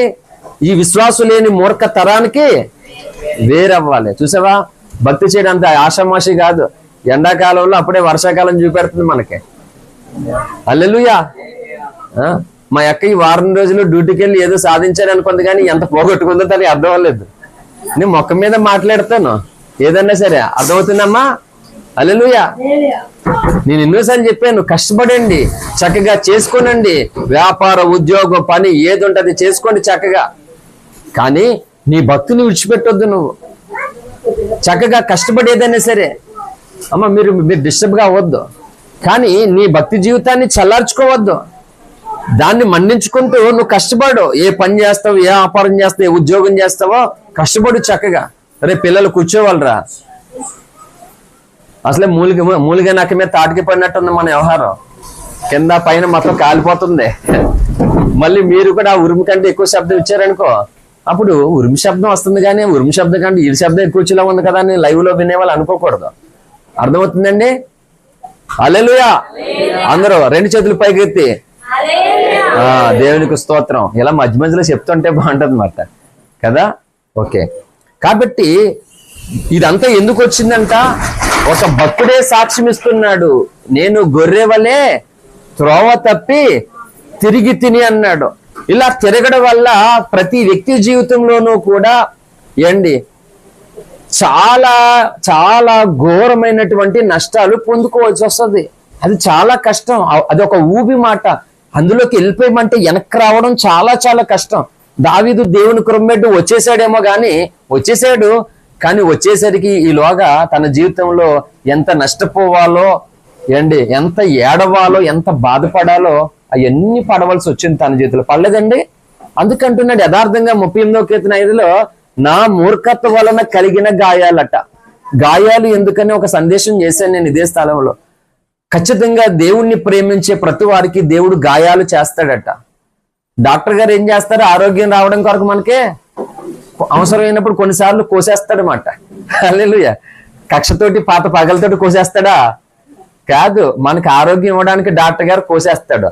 2001లో డాక్టర్ గారు కోసేశాడు నాకు. ఇంకా నా కడుపు ఎంత పొడుగుంది, ఆపరేషన్ మచ్చ 22 కుట్లు పొడుగు. ఒకవేళ ఎవరైనా పెద్ద ఆపరేషన్ చేయించుకుని ఉంటే నాకు తెలిసి అన్ని కుట్లు ఎవరికి పడవు. పెద్ద ఆపరేషన్ చేసిన వాళ్ళు ఎవరికైనా 22 కుట్లు ఇక్కడ ఎవరికి పడవు మాట. అర్థమవుతుందా? 22 కుట్లు కలిగినటువంటి ఇంత పొడుగు ఆపరేషన్ ఉంది నాకు ఇక్కడ. ఆ మచ్చ ఇంకా ఉంది. ఈ మచ్చ కారణం ఎవడని నా కొడుకు అడిగాడు, ఇంకా రంజిత్ పాల్ డాడీ హైదరాబాద్ లో డాక్టర్ అని చెప్తే, డాడీ ఆడ అడ్రస్ ఆడ సంగతి తెలుతానంటాడా? ఓకే, వాళ్ళు ఎమోషనల్ అనొచ్చేవాడు. ఈ మచ్చ కారణం మా డాడీకి మచ్చేసాడు, ఆ డాక్టర్ సంగతి చూస్తానని ఆడికి చెప్పాలి. ఈ మచ్చకి కారణం ఏంటో నేను చెప్పాలన్నమాట. ఓహో అవునా, నేను అనవసరంగా పగ పెట్టుకుంటున్నానే, అయితే ఆయన్ని ప్రేమించాలి ఇప్పుడు నేను అనుకుంటానమాట. అవునా? నేను అలా కదా. అలాగే దేవుడు మనల్ని కొన్ని గాయాలు చేస్తాడు. ఎందుకు ఈ గాయం అంటే, నువ్వు నీ జీవితంలో చివర మొదట ఏది తెలుసుకోకుండా, మంచి చెడు ఏమి తెలుసుకోకుండా నీకు నచ్చినట్లుగా వెళ్ళిపోతున్నావు. కనీసం ఈ గాయాన్ని పెట్టైనా సరే నువ్వు ఆలోచన చేసి, ఈ గాయం ఎందుకయింది, అసలు ఏంటి కారణం, ఏం జరుగుతుందని నువ్వు దేవుని తట్టు తిరిగి దేవుడి దగ్గర కనిపెట్టాలని గాయాలు అవసరం. అలాగే మీరు ప్రతి భక్తుని జీవితాన్ని చూడండి, గాయాలు లేకుండా ఎవరో కూడా లేరు. కానీ ఇక్కడ దావీదు ఏం చెప్తున్నాడు? ఈ గాయాలు దేవుడు పెట్టినవి కాదట. ఎవరి వల్ల అయినాయి? తన వల్ల అయిపోయినాయి. అంటే తన నిర్ణయాలు, తన ఇష్టాలు, తన ఆలోచనలు నెరవేర్చుకోవడం వల్ల అయిందంట. మీకు ఈ ప్రసంగంలో ఒక అల్టిమేట్ ట్రూత్ చెప్తున్నాను, తిరిగి లేని సత్యం. అల్టిమేట్ ట్రూత్ అంటే అర్థం ఏంటంటే తిరుగులేని సత్యం. ఎప్పుడైనా అవకాశం వచ్చినప్పుడు అదే పేరుతో ఒక ప్రసంగమే చేస్తాను. చాలాసార్లు అంటాను కదా, అల్టిమేట్ ట్రూత్ అంటే అర్థం ఏంటి తెలుగులో? తిరుగులేని సత్యం అని అర్థం. ట్రూత్ అంటే సత్యం, అల్టిమేట్ అంటే తిరుగులేదని అర్థం మాట. ఇంకా ఫైనల్ మాట అది ఏంటి అంటే చెప్తున్నాను చూడండి. అందరూ చాలా వినపడుతున్న వాయిస్. హల్లెలూయా. ఏంటంటే దేవుడు మన జీవితంలో తను అనుకున్నది చెయ్యాలని అనుకుంటున్నాడు. దేవుడు ఒకటి అనుకున్నాడు మన పట్ల, అది చెయ్యాలనుకున్నాడు దేవుడు. ఎందుకు చేయలేకపోతున్నాడో తెలుసా? నీవు అనుకున్నది జరగాలని నువ్వు అనుకుంటున్నావు కదా, నీవు అనుకున్నది జరిగించుకోవడం కొరకు, నువ్వు అనుకున్నది జరగాలని నీకు నచ్చిన నిర్ణయాలు, నచ్చిన ఆలోచనలతో నువ్వేం చేస్తున్నావంటే నీ విశ్వాసాన్ని నువ్వు పాడు చేసేసుకుంటున్నావు. దానివల్ల దేవుడు అనుకున్నది, దేవుడు చేయాలనుకున్నది భక్తుల జీవితాల్లో, అంటే మన జీవితాల్లో, క్రైస్తవుల జీవితంలో జరగడం లేదు. అర్థమవుతుందా? అందుకే నువ్వు తెలివైన వ్యక్తివైతే నీ జీవితంలోనే చేయవలసిన అత్యంత ప్రాముఖ్యమైన ప్రార్థన చెప్పినా, ప్రభువా నీవు ఏది ఇవ్వాలనుకుంటున్నావో, నాలో ఏది చెయ్యాలనుకుంటున్నావో అది చెయ్యి ప్రభువా, అది నాకు ఇవ్వు ప్రభువా అని నువ్వు ప్రార్థన చెయ్యాలి. ఇది నువ్వు చేయనంత కాలం కూడా ఏం చేస్తావంటే నీకు నచ్చినవి అడుక్కుంటూ వెళ్తావు, నువ్వు అనుకున్నది జరిగించుకుంటూ వెళ్తావు.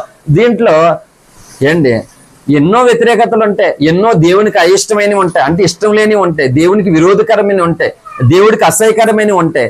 ఇవి జరిగించుకోవడం కొరకు నువ్వేం చేస్తావంటే ఎవరి మాట నువ్వు వినవు, దేవుడు మాట్లాడినా వినవు. దేవుడు సహోదరుల ద్వారా, సేవకుడు ద్వారా, ఇతరుల ద్వారా నిన్ను ఎలాగైనా స్థిరపరచాలని, దేవుడు ఇచ్చేటువంటి నువ్వు పొందుకునేలాగా చేయాలని ఎన్నో ప్రయత్నాలు చేస్తాడు దేవుడు. చేస్తే నువ్వు వినవు. ఒక మాట చూడండి, బిలాముతో దేవుడు 3 సార్లు మాట్లాడాడు లేదా? ఎందుకు మాట్లాడాడు? బలాకు రాజు నీకు ఏదో ఇద్దాం అనుకుంటున్నాడో దాని కొరకు నువ్వు ఏదో మూలను ఆశపడి వెళ్ళిపోతున్నావు కాబట్టి అది వద్దు అని చెప్పేసి దేవుడు 3 సార్లు లేఖనాల్లో ఉందా లేదా? చివరికి 4వ సారి గాడితో మాట్లాడించినప్పుడైనా బిలాం మారవలసింది. అర్థమవుతుందా లేదండి? అర్థమవుతుందా లేదా? 3 సార్లు దేవుడు మాట్లాడాడు, వినలేదు. గాడితో కూడా మాట్లాడించాడు దేవుడు, విన్నాడా? వినలేదు. చూడండి, నువ్వు అనుకోవచ్చు నీకున్న స్థాయిని బట్టి నీకంటే బలహీనులు కూడా నీతో మాట్లాడచ్చు. ఎందుకో తెలుసా?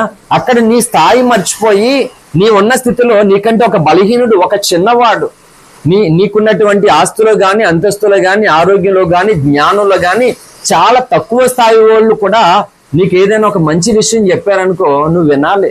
నువ్వేటి నాకు చెప్పేది అంటావా? గాడిద చెప్పినా వినలేదు మాట. గాడిదని ఎవరండి గాడిద కొడుకు అంటారా? గాడిద మంచి పని చేసిందండి, చెడ్డ చేయలేదు. గాడిద బరువులు మోస్తుంది. గాడిద ప్రవక్తకే బుద్ధి చెప్పింది, అయినా వినలేదు మాట. అంటే చూడండి, దేవుడు అంటే మనం పోగొట్టుకోకూడదని, మనం కోల్పోకూడదని దేవుడు అనేక రకాలుగా అనేకులతో మాట్లాడిస్తాడు. కొన్నిసార్లు ఏం చేస్తామంటే చిన్నోళ్ళు కూడా నాకు చెప్తున్నారు అని అంటారు అన్నమాట. చిన్నోడైతే మంచి చెప్పకూడదా? చెప్పాలా లేదా? ఇప్పుడు పెద్దోళ్ళకి తెలియని దాన్ని చిన్నోళ్ళు చెప్పచ్చా చెప్పకూడదా? మరి చిన్నవాడైనటువంటి దావీదు పెద్దవాడైన గొలియాతుకి బోలు సంగతులు చెప్పాడు. ఎవరు? సౌలుకి. విననాకే సంకనాకి పోయాడు సౌలు. హల్లెలూయా. నేను చెప్తున్నాను, చిన్నోళ్ళ పెద్దోళ్ళ అనే సంగతి పక్కన పెడితే క్షేమాభివృద్ధికరమైనది, మంచి విషయము, మేలైనటువంటిది ఎవరు చెప్పినా వినాలి. ఎప్పుడైనా మిమ్మల్ని ఏ పాస్టర్ వాక్యం మీరు ఇప్పుడు వెనకండి అని అన్నాను? ఎప్పుడైనా అన్నానా? ఎవరు ప్రార్థనకి ఎప్పుడు వెళ్ళకండి అని ఎప్పుడైనా చెప్పానా? నేనే వెళ్తాను కదా, నేనే వెళ్తాను. ఎప్పుడు వాకింగ్ చెప్పడానికేనా? ఇక మన ఇంజరీ వెళ్ళాం సోదరులారా, వాకింగ్ చెప్పడానికి వెళ్ళానా? నాతోటి కొంతమందిని తీసుకెళ్ళాను. వాకింగ్ చెప్పినప్పుడే కాదు, నేను కూర్చొని విన్నప్పుడు కూడా కొంతమంది వచ్చారు నాతోటి. అన్నిసార్లు ఒకటే ఫిక్స్ అయిపోకూడదు. అర్థమవుతుందా? దేవుడు నిలబెట్టినప్పుడు నిలబడు, కూర్చోబెట్టినప్పుడు కూర్చో, ఏం చేసినప్పుడు అది చేసుకోవాలి. కానీ నేను నిలబడుతుంటా, నేను ఏమనుకుంటున్నావు అంటే ఏమనుకుంటున్నావు? నువ్వు దేవుడు లేకపోతే నువ్వేంటి? జీరో. అవునా కదా? హల్లెలూయా. కాబట్టి ఇప్పుడు మన మూల వాక్యంలో మీకు ఒక అద్భుతమైన సంగతి చెప్పడానికి దేవుడు ఆ లేఖనాన్ని ఎత్తుకోమని చెప్పాడు. ఇప్పుడు చదవండి మూలవాక్యం. అమ్మ ఏ సందర్భానికి అలాగే చదువుకోవాలి. నువ్వు పెళ్లి కూతుర్లా చదివితే ఎలాగా? గట్టిగా చదవా.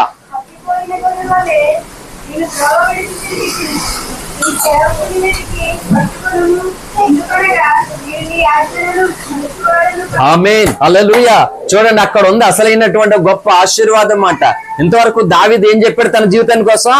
తప్పిపోయిన గొర్రె వలె నేను త్రోవ తప్పి తిరిగానయ్యా అని చెప్తూ ఇప్పుడు ఏమంటున్నాడో, నీ సేవకుణ్ణి వెదకి పట్టుకోనమ్మా.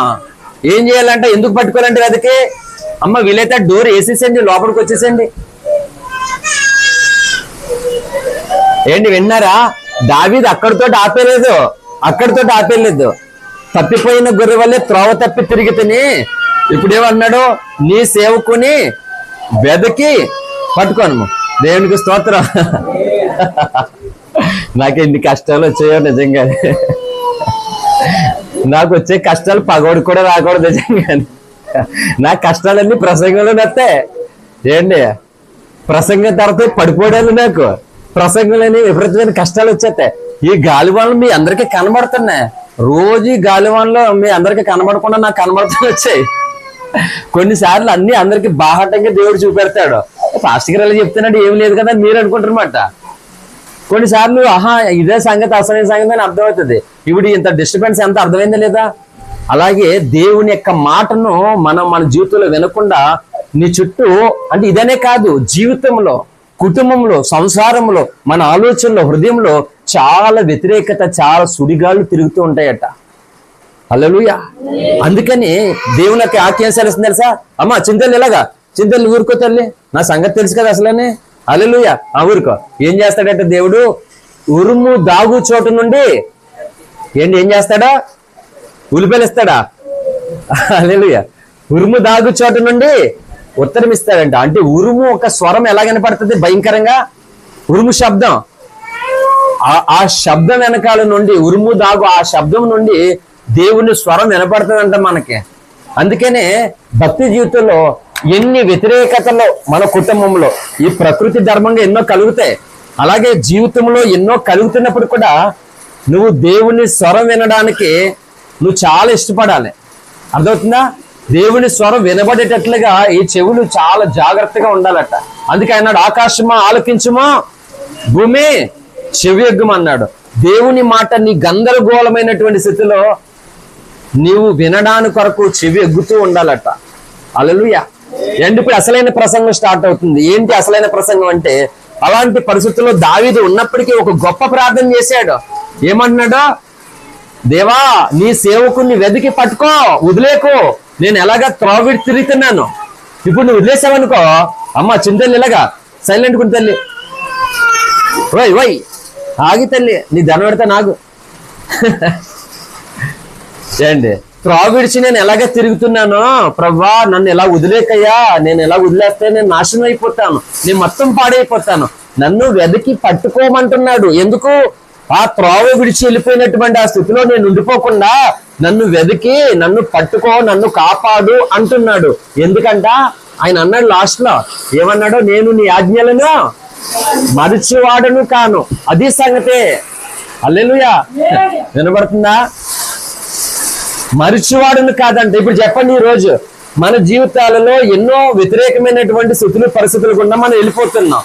దానివల్ల ఏంటి ఎంత నష్టపోతున్నావు ప్రస్తుతం మనం అర్థం కాకపోవచ్చు, కానీ చాలా తర్వాత అర్థం అవుతుంది మనకి. శ్రమల కాలం వచ్చేసరికి ఇంకా చాలా అర్థం అయిపోతుంది. అది వేరే విషయం అనుకోండి. కానీ అలాంటి స్థితిలో ఉన్నప్పటికీ కూడా నువ్వు చేయవలసిన తెలివైన ప్రార్థన ఏంటంట, నన్ను పట్టుకో యేసయ్యా, వదిలేకో, నేను ఏదో బలహీనమైపోయానని, నేను నీకు దూరంగా ఉన్నానని నన్ను వదిలేకు ప్రభువా, నన్ను పట్టుకో. ఎందుకు పట్టుకోవాలి అంటే, నేను ఇలాంటి స్థితిలో ఉన్నా కానీ నీ కట్టడలు, నీ ఆజ్ఞలు ఏదైతే ఉన్నాయో నేను వాటిని మర్చిపోయేవాడిని కాదన్నాడు. ఇది అసలైనటువంటి ప్రార్థన. హల్లెలూయా. అందుకే ఈ ప్రసంగానికి ఆ పేరే పెట్టాను, మరచువాడను కాను. హల్లెలూయా. చెప్పి ఈరోజు నీకున్నటువంటి పరిస్థితుల్లో దేవుడు నీకు గుర్తొస్తున్నాడా? దేవుడిని మర్చిపోయావా? నీకున్నటువంటి స్థితిలో, పరిస్థితుల్లో దేవుడు ఏదైనా చేయగలవాడని నువ్వు నమ్మగలుగుతున్నావా? లేకపోతే దేవుడు ఏం చేస్తాడు, దేవుడు మాకు అంటారు కదా లోకల్లో, ఏమంటారు అమలక్కలో, గాల్లో దీపం పెట్టి దేవుడు అంటే ఏం చేయగలుగుతారు? వాళ్ళ అమ్మలక్కలు అన్నాను. అందుకనే పిచ్చి మొక్కల మాట, అమ్మలక్కలు కాదు, తెలుగులో చెప్పాలంటే ఇంకానే పిచ్చి మొక్కలు అని అర్థం మాట. హల్లెలూయా. ఏం చేయలేడైనా? అందుకే అంటున్నాను, ఇశ్రాయేలీయులు ఐగుప్తులో ఉన్నప్పుడు దేవుని శక్తి ఏంటో చూపించాడు ఐగుప్తులకి. అర్థం లేదా? హల్లెలూయా. మరచువాడను కాను అంటున్నాడు. సేమ్ టైము దేవుడు కూడా మరవడట. ఎప్పుడు మరవడు దేవుడు మనల్ని? మనము కూడా దేవుని కట్టడలను, దేవుని ఆలోచనలను మరచువారముగా కాకుండా ఉంటే ఆయన కూడా మనల్ని ఎప్పటికీ ఎటువంటి పరిస్థితుల్లో మర్చిపోడు. అంతే. కొద్ది లేఖనాలు మనం ధ్యానం చేసుకుని ముగించేసుకుందాం. హల్లెలూయా. అందుకే ప్రార్థన పూర్వకంగా ఉండమనేది నేను. చూడండి, పరిశుద్ధ గ్రంథంలో భక్తుడైనటువంటి దావీదు రచించినటువంటి ఒక కీర్తన భాగాన్ని మనం చూద్దాం. 50వ కీర్తనలోనికి రండి. 50వ కీర్తన. చాలా మంది మర్చిపోతూ ఉన్నారట, అందుకు దేవుడు ఏమి చేయలేనటువంటి పరిస్థితి. 50వ కీర్తన 22వ చరణం. దేవుణ్ణి మరచువారులారా దీన్ని యోచించుకొనుడి, లేని ఎడల నేను మిమ్మల్ని చీల్చివేయుదును, తప్పించుకున్నాడు ఎవడనో లేకపోవును. ఏమంటే ఇక్కడ ఎవరంటే వీళ్ళు దేవుణ్ణి మరిచివారట. హల్లెలూయా. దేవుణ్ణి మర్చిపోయేవారు అంటాళ్ళు. ఎలా మర్చిపోతారండి దేవుణ్ణి? చెప్పండి నాకు ఒకవేళ. ఏంటి దేవుణ్ణి మర్చిపోవడం అంటే అర్థం ఏంటి? ఎలా మర్చిపోతారు చూడండి. ఇంకా క్లారిటీగా దేవుడు చెప్పాడు అదే 50వ కీర్తనలో 16వ చరణం. చూడండి, భక్తిహీనులతో దేవుడు ఇట్లు సెలవిచ్చుచూ ఉన్నాడు, నా కట్టడలో వివరించుటకు నీకేమి పని, నా నిబంధన నీ నోట. చూడండి ఏమంటే ఇక్కడ భక్తిహీనులతో దేవుడు ఎలా చెప్తున్నాడంటే, ఎవరు భక్తిహీనులు అంటే దేవుణ్ణి మర్చిపోయేవారు భక్తిహీనులు. బలహీనులు కాదు భక్తిహీనులు, లోపంతో ఉన్నవారు కాదు భక్తిహీనులు, దేవుని మాటనే తోసేసే వాళ్ళు భక్తిహీనులట. అది చెప్తూ ఏమంటున్నాడు, దేవుడు ఇట్లు సెలవిచ్చున్నాడు, నా కట్టడలు వివరించుటకు నీకేమి పని, నా నిబంధన నీ నోట వచించదవేమి, దిద్దుబాటు నీకు అసేము కదా అంటున్నాడు. హల్లెలూయా. దిద్దుబాటు ఏంటంట అంటే అర్థం ఏంటి? దిద్దుకోవడం మాట. దిద్దుకోవాలి ఏంటి? మనలో ఉన్నటువంటి లోటుపాటులు, లోపములు ఉంటాయి కదా, సవరించుకోవాలి. ఇంకొక వ్యక్తి దిద్దక్కర్లేదు, నీకు నీవే ఈ ఆలోచనలో ఏది సరైందో ఏది సరైంది కాదో నువ్వు దిద్దుకోవాలంట. దిద్దుకునే అవకాశాన్ని దేవుడు ఇస్తాడు. కానీ ఏం చేస్తారట? దిద్దుకోరట, అసహించుకుంటారంట. మళ్ళా అలా అంటూ ఏం చేశాడు, నీవు నా మాటలను నీ వెనకకు త్రోసి వేసేస్తున్నాడు. దేవుని మాటలు ఎక్కడ వేసేస్తున్నారో వెనక్కు తోసేస్తున్నారు. అంటే ఇప్పుడు చెప్పండి, వీళ్ళు మర్చిపోయేవారా కదా? మర్చిపోయేవారే. దేవుణ్ణి మర్చిపోవడంటే ఇదేంటి అర్థం? అంతేగాని అవును యేసుప్రభు నన్ను నమ్ముకున్నాను, నా దేవుడు యేసుప్రభు, అది కాదు అర్థం. నీ జీవితంలో దేవుని మాట నీకు ముందు పెట్టామనుకో, నీకు సరైన దారి చూపెడుతుంది మాట. అది వెనకేసేసుకుంటే నీకు నచ్చిన దారిలో నువ్వు వెళ్ళిపోతావని అర్థం. సింపుల్ అర్థం. అర్థమైందా? హల్లెలూయా. ఇంత కష్టంగా ప్రసంగం చేయవలసి వస్తుంది. ఈజీ కాదు వాక్యం నేర్చుకోవడం మాట. ఉండే కొలదికి అన్ని కూడా భక్తి నేర్చుకోవడానికి అన్ని ఆటంకాలే, వ్యతిరేకతలే, తప్పదు తిప్పలో. హల్లెలూయా. అందుకని పరలోకం యొక్క గొప్పతనం అర్థం కావాలంటే భూలోకంలో కొన్ని తిప్పలో తప్పవు. హల్లెలూయా. ఇంకా అన్నాడు చూడండి, 18వ వచనం, నీవు దొంగను చూసినప్పుడు వానితో కూడా కలిసిపోతారు, ఏకీపించేస్తారు. వ్యభిచారులతో నీవు సాంగత్యం చేస్తావు. చదువునన్నా, కీడు చేయవాలని నీవు కీడు చేయాలని అంట నోరు. అందుకే అన్నాను ఇందాకనే, ఇది చాలా భయంకరమైనది ఈ నోరు, నాలుకని. కీడు చేయవాలని నోరు తెరుచుచున్నావు, నీ నాలుక కపటము కల్పించుచున్నది.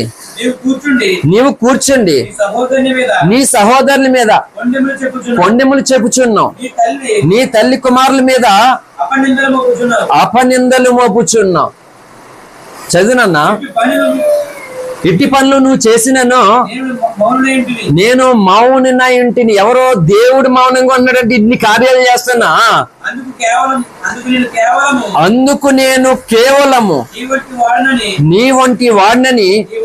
చూడండి, ఇక ఒక అల్టిమేట్ రూట్ చెప్తున్నా. నేను చెప్పనా, తప్పు చేసినటువంటి వారికి శిక్ష రాలేదు, నీతి తప్పిన వారికి శిక్ష కలగట్లేదు కాబట్టి వీళ్ళేమనుకుంటున్నారా, నాది రైటే, నాది తప్పు అయితే దేవుడు నాకు శిక్ష ఇవ్వడానుకుంటున్నారు వీళ్ళు. అంటే వీళ్ళు ఏం చేసేస్తున్నారా, దేవుడు అంటున్నాడు వాళ్ళు కూడా దేవుణ్ణి వాళ్ళంటి వాడు అనేసుకుంటున్నారట. ఎవరో దేవుణ్ణి మర్చిపోయి దేవుని యొక్క వాక్యాన్ని వెనక్కి త్రోసేసి దిద్దుబాటును నశించుకుని దొంగలతో వ్యభిచారులతో సాంగత్యం చేస్తారు, వాళ్ళతో ఏకీవిస్తారు, వాళ్ళకి నచ్చినట్లుగా చేస్తారు, మంచోళ్ళని ద్వేషిస్తారట.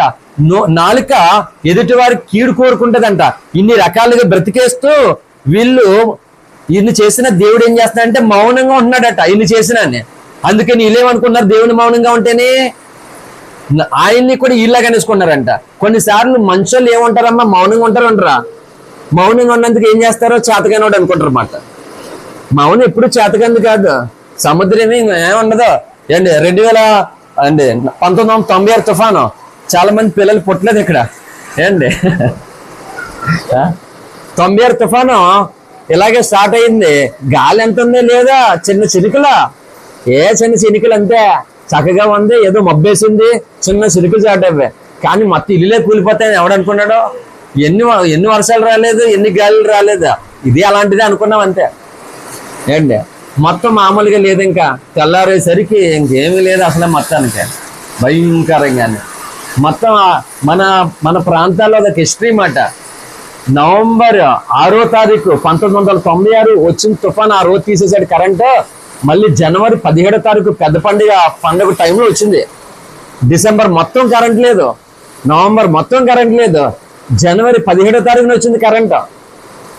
అంత భయంకరమైనటువంటి పరిస్థితి మన ఏరియాలకు అందరికీ దాపరించింది మాట. అప్పుడు అది అనేక గాయాలు చేసేసింది మొత్తానికి అనేకులు. నాకు తెలిసి మా ఊర్లో ఒకరు చనిపోయారు అప్పుడు ఏటలో. ఇంకా చాలా స్థలాల్లో చాలా మంది చనిపోయారు. రామాలయం దగ్గర ఉంటారు వీళ్ళు ఇల్లు, ఆ ఫ్యామిలీకి సంబంధించిన ఒక వ్యక్తి చనిపోయాడు మాట వేటలో. ఏంటి అర్థమవుతుందా? దేవుడు మౌనంగా ఉంటున్నాడని చేతకాని వాడు అనుకుంటున్నారు. నాది కరెక్టే కాబట్టి నాకు ఏ శిక్ష రాలేదు, నేను తీసుకున్న నిర్ణయం సరైందని అనుకుంటున్నారు చాలా మంది. దేవుడు అంటున్నాడు నేను అలా అనుకుంటున్నాను అని ఏం చెప్పాడు ఇప్పుడు? అయితే నీ కన్నుల ఎదుట ఈ సంగతుల్లో నేను వరుసగా ఉంచి నిన్ను గద్దించెదను. దేవుని మరచివారులారా, దీన్ని యోచించుకున్నది లేని ఎడల నేను మిమ్మను, చూడండి దేవుడే చీల్చివేస్తాడట. అంటే అర్థం ఏంటంటే దేవుడు నాశనం చేస్తాడని కాదు.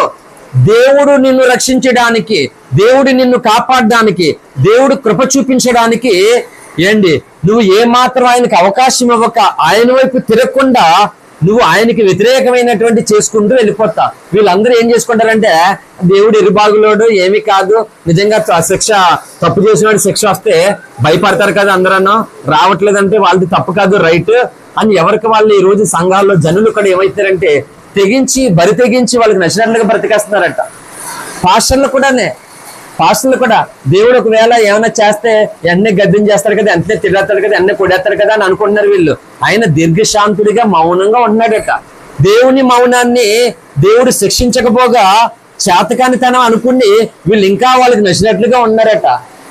అందుకే నేను చెప్తున్నాను, దేవుడు మనల్ని శిక్షించకుండా మనల్ని రక్షించడానికి ఆయన ఎంతో అవకాశం ఇచ్చి కృప చూపెడుతూ ఉన్నాడు అన్నమాట. హల్లెలూయా. ఒక ఉపమానం ఉంటుంది, లూకాసు వార్త అనుకుంటాను, అంత ఐడియా లేదు కానీ ఒక ఉపమానాన్ని జ్ఞాపకం చేస్తాను మీకు, రిఫరెన్స్ నాకు తెలియదు. యజమానుడు ఒక చెట్టు దగ్గర తోటలోకి వచ్చినప్పుడు ఆ ఫలాలు లేవట. ఆ చెట్టుకి ఫలాలు లేనప్పుడు యజమాని అంటాడు, ఈ చెట్టుని నరికేవయ్యా, ఎందుకు ఫలాలు లేవు, దీన్ని నరికేమన్నాడు. తోటమాల ఏమన్నాడు చెప్పండి, ఉపమానం గుర్తున్న వాళ్ళు. తోటమాల, అయ్యా యజమానుడా, 1 సంవత్సరం గడివి, ఈ సంవత్సరం దీన్ని తవ్వి లోతుకి నేను ఎరువేస్తాను, ఒకవేళ అప్పుడు కూడా అది పండకపోతే, ఆ ఫలాలు లేకపోతే అప్పుడు మీరు అన్నట్లుగానే నరికేద్దరు, కానీ 1 సంవత్సరం గడివి అని అంటున్నాడు. ఎవరు ఈ సంవత్సరం గడివి అడిగేదంటే మన రక్షకుడైనటువంటి యేసయ్య.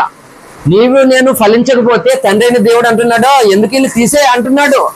రక్షకుడైన యేసయ్య ఏమన్నాడంటే, అయ్యా యజమానుడా, 1 సంవత్సరం అవకాశం ఇయ్యి, నేను ఇంకా లోతుకు తవ్వుతాను అన్నాడు. అర్థం ఏంటి లోతుకు తవ్వడం? నేను ఎప్పుడు దాని గురించి చెప్పాను కానీ ఇప్పుడు చెప్పబోతున్న సంగతి ఎప్పుడు కూడా చెప్పలేదు. కొన్నిసార్లు పరిశుద్ధాత్మ దేవుడు అప్పటికప్పుడే కొన్ని సంగతులను తెలియకుండానే విలువైన సంగతులు అప్పటికప్పుడే నేర్పిస్తూ ఉన్నాడు అన్నమాట. హల్లెలూయా. నిన్ను అప్పటికి అక్కడే ఉంచాడంట. నీ జీవితంలో లోతుగా నిన్ను నడిపిస్తాడంట. ఎంత లోతుగా అంటే యోబు జీవితంలో ఎన్ని కష్టాలు వచ్చినా, ఎన్ని బాధలు వచ్చినా గానీ తన విశ్వాసం రవ్వంతైనా పోలేదు. అవునా కదా? అంత లోతుగా తీసుకెళ్తాను అంటున్నాడు దేవుడు మనల్ని. హల్లెలూయా. తండ్రి దగ్గర అంటున్నాడు, 1 సంవత్సరం గడిపి ఈ సంవత్సరంలో నేను మంచి ఎరువేస్తాను. ఎరువేంటి? అవి ఫలించడానికి కావలసినటువంటి పదార్థము మాట. హల్లెలూయా.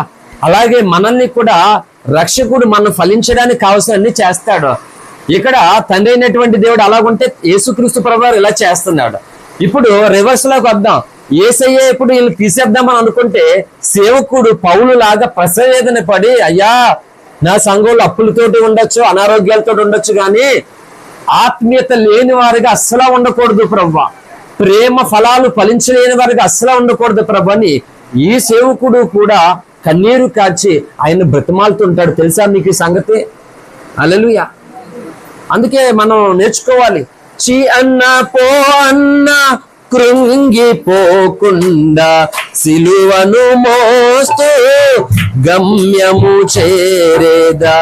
చి అన్న పో అన్న కృంగిపోకుండా సిలువను మోస్తూ గమ్యము చేరే క్రీస్తులాగా మారాలని, క్రీస్తులాగా మారాలని మట్టిలో పెట్టే వరకు పైకెత్తబడే వరకు, మట్టిలో పెట్టే వరకు పైకెత్తబడే వరకు నీ పోలికగా మార్చుము దేవా, నీ సారేపై ఉంచుము దేవా, నీ పోలికగా మార్చుము దేవా, నీ సారేపై ఉంచుము దేవా. హల్లెలూయా. చూడండి యెషయా గ్రంథము, చూడండి యెషయా గ్రంథము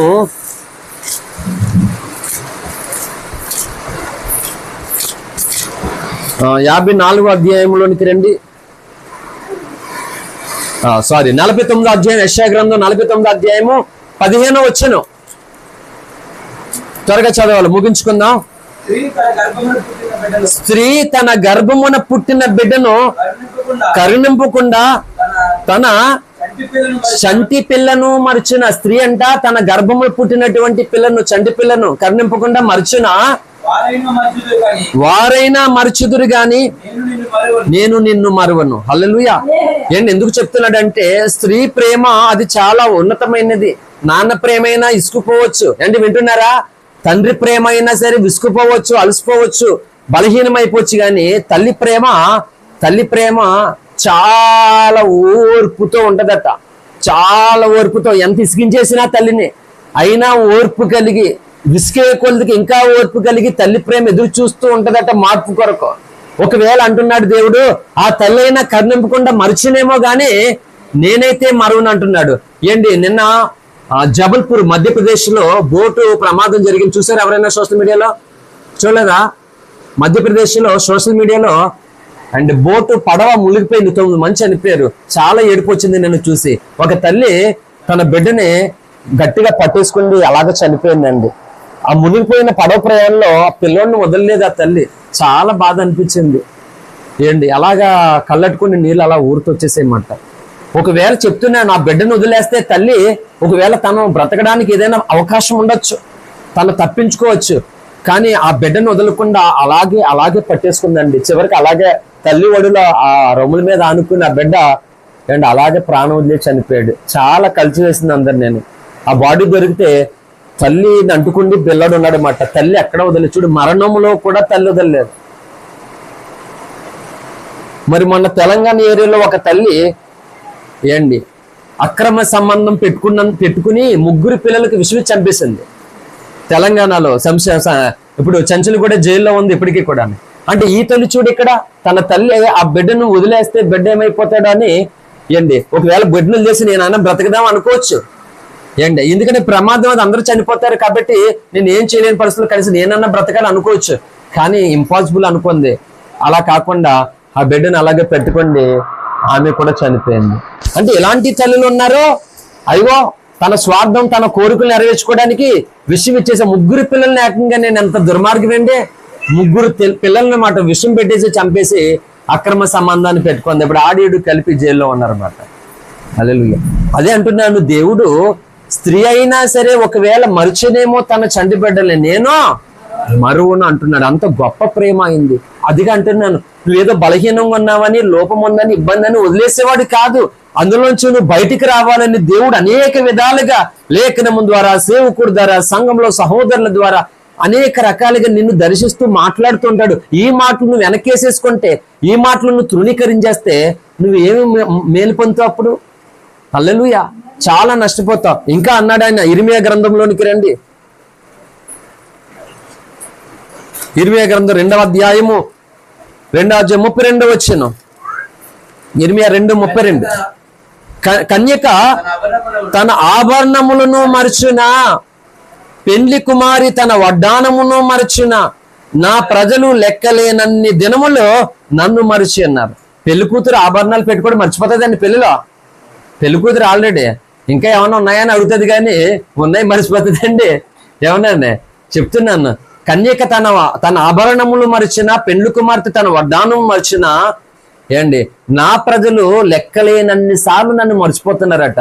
సోదరి సోదరా, ఒక సూటి ప్రశ్న. దేవుడు అంటున్నాడు లెక్కలేనన్ని సార్లు నా ప్రజలు మర్చిపోతున్నారని. నువ్వు చెప్పగలవా యేసయ్యా నేను నిన్ను మరిచేవాడును కాదని చెప్పగలవా? ఒక భక్తుడు అంటాడు, రాజబాబు గారు అనుకోడు, సోనదని పాడుతుంటాడు, మరతునా మరతునా అని. దేన్ని? సిలువ ప్రేమను. హల్లెలూయా. హేతువు లేదా నీ ప్రేమకు, అందదు నాద నా ఊహకు. హేతువు లేదా నీ ప్రేమకు, అందదు నాద నా ఊహకు. నే పాడను ఈ కరుణ రాగాలను, ఏమని నే పాడను నీ కరుణ రాగాలను. కలువరి నాదుడా, సిలువ యోధుడా, కలువరి నాదుడా, సిలువ యోధుడా, మరతునా కలువరి శ్రమలను, మరతునా సిలువ ప్రేమను. హల్లెలూయా. భక్తుడు అంటున్నాడు, అయ్యా నేను మరుతున్నా నీ సిలువ ప్రేమను, కలవరి ప్రేమను. నేను ఎలా మరుతును? నేను మరువలేనయ్యా, నిన్నే విడువలేనయ్యా అంటున్నాడు. కానీ లేఖనం ఏం చెప్తుంది ఇక్కడ? నా ప్రజలు లెక్కలేనన్ని సార్లు నన్ను మరుస్తున్నారు. దేనికి మర్చిపోతున్నారు చెప్పు సోదరా? అంటే నీ ఇష్టాలు నెరవేర్చుకోవడానికి కాదు, నువ్వు అనుకున్నది జరిగించుకోవడానికి కాదు, నీకు ఏది అనిపిస్తే అది చేసేయడానికి కాదు. ఇన్ని రకాలుగా మర్చిపోయి హల్లెలూయా స్తోత్రం అని దేవుని స్తుతిస్తే ఏం ఉపయోగం చెప్పండి? ఇదా దేవుడు కోరుకునేది? అందుకంటున్నాను, లాజరు అటువంటి దీనస్థితే, అంత భయంకరమైన స్థితే, పౌలు అలాంటి భయంకరమైనటువంటి శోధన స్థితే. చెప్పండి, వాళ్ళు ఎవరైనా మర్చిపోయారండి? మరి దేనికి ఈ రోజు నువ్వు చెప్పు? నీ జీవితంలో దేవుణ్ణి మర్చిపోలేదని చెప్పగలిగితే నువ్వు ఎలా ఉండాలి చెప్పు? దేవుణ్ణి 100% చెప్తున్నాను, దేవుణ్ణి మర్చిపోతున్నావు గనక నీ ఆత్మీయ జీవితంలో మంట లేదు, దేవుని కొరకు నీకు రోషము లేదు, తెగింపు లేదు. ఎందుకు చల్లారిపోతున్నావు? నేను చెప్తున్నా, గుర్తుపెట్టుకోండి. ఎన్నోసార్లు చెప్పాను, ఇప్పుడు మళ్ళీ చెప్తున్నాను. అప్పులు కానీ, అనారోగ్య సమస్యలు కానీ, ఇబ్బందులు కానీ, ఇరుకులు కానీ నీ భక్తి జీవితాన్ని నీవేమి ఆర్పలేవు, నీ విశ్వాసాన్ని నీవేమి పోగొట్టే శక్తి లేదు. అయితే ఏం జరుగుతుందంటే వీటిని నువ్వు చూసుకుని నువ్వే పోగొట్టుకుంటున్నావు. యోబు జీవితంలో అన్ని వచ్చినాయి లేదా? అయినా వచ్చినాయి, కానీ తన విశ్వాసం ఆరలేదే. మరి మనకెందుకు ఆరిపోతుంది? మనం ఎందుకు చల్లారిపోతున్నాం అంటే నువ్వు ఈ శక్తిని నీలోనికి చూసుకుని బలహీనమైపోతున్నావు. వాళ్ళు దాని వెనకాల ఉన్న అనంతమైన దేవుని శక్తిని చూసుకున్నారు మాట, అందుకే చల్లారిపోలేదు. సంగమా, ఇది అల్టిమేట్ ట్రూత్ మాట. మనం భక్తి ఎంత చేస్తున్నాం అనేది కాదు, కానీ నీ జీవితంలో ఇటువంటి స్థితులు గుండా దేవుడు నిన్ను నడిపిస్తున్నా ఆయనను మరవలేని వ్యక్తిగా నీ సాక్ష్యం ఉండిపోవాలి. ఇది అసలైన సాక్ష్యం మాట. హల్లెలూయా. అందుకని ఆయన ప్రేమను నువ్వు మర్చిపోతున్నావు, ఆయన కృపను మర్చిపోతున్నావు. నువ్వెన్నో తప్పులు చేసినా సరే నిన్ను శిక్షించకుండా ఆయన ఎంత కాపాడుతున్నాడో దాన్ని మర్చిపోతున్నావు. మర్చిపోయి పైకి ఏమనుకున్నావు? దేవుడు ఎర్రిబాబులోడు అమాయకుడు భలే మోసం చేసేసాను, ఆయన్నే ఏం భలే నమ్మేసాడు నన్ను అనుకుంటున్నారు మాట. ఏనా అవతలోడు భలే నమ్మేయడం కాదు, నువ్వు బాగుండడానికి నీకు అవకాశం ఇవ్వడది. అమ్మ అంతేనా? పిచ్చోళ్ళు ఏమనుకుంటున్నారా? భలే నమ్మేయడు మా అయ్యగారు మాతో. మరి నువ్వు సాక్ష్యం చెప్పి ఏడ్చావు, నమ్మకపోతే ఏం చేస్తావు మరి? అంతేనా? అంతేకాని నువ్వు అయ్యగారినే మోసం చేసి నమ్మించి అంత గొప్పడు అయిపోతాను కాదు కదా. నీవు ఆ దురాలోచనలో నుండి, దేవునికి వ్యతిరేకమైన స్వభావంలో నుండి బయటికి రావాలని నమ్మేసాడు అంటున్నావు. దైవజనుడు ఏడుస్తాడు ప్రార్థనా గదిలో.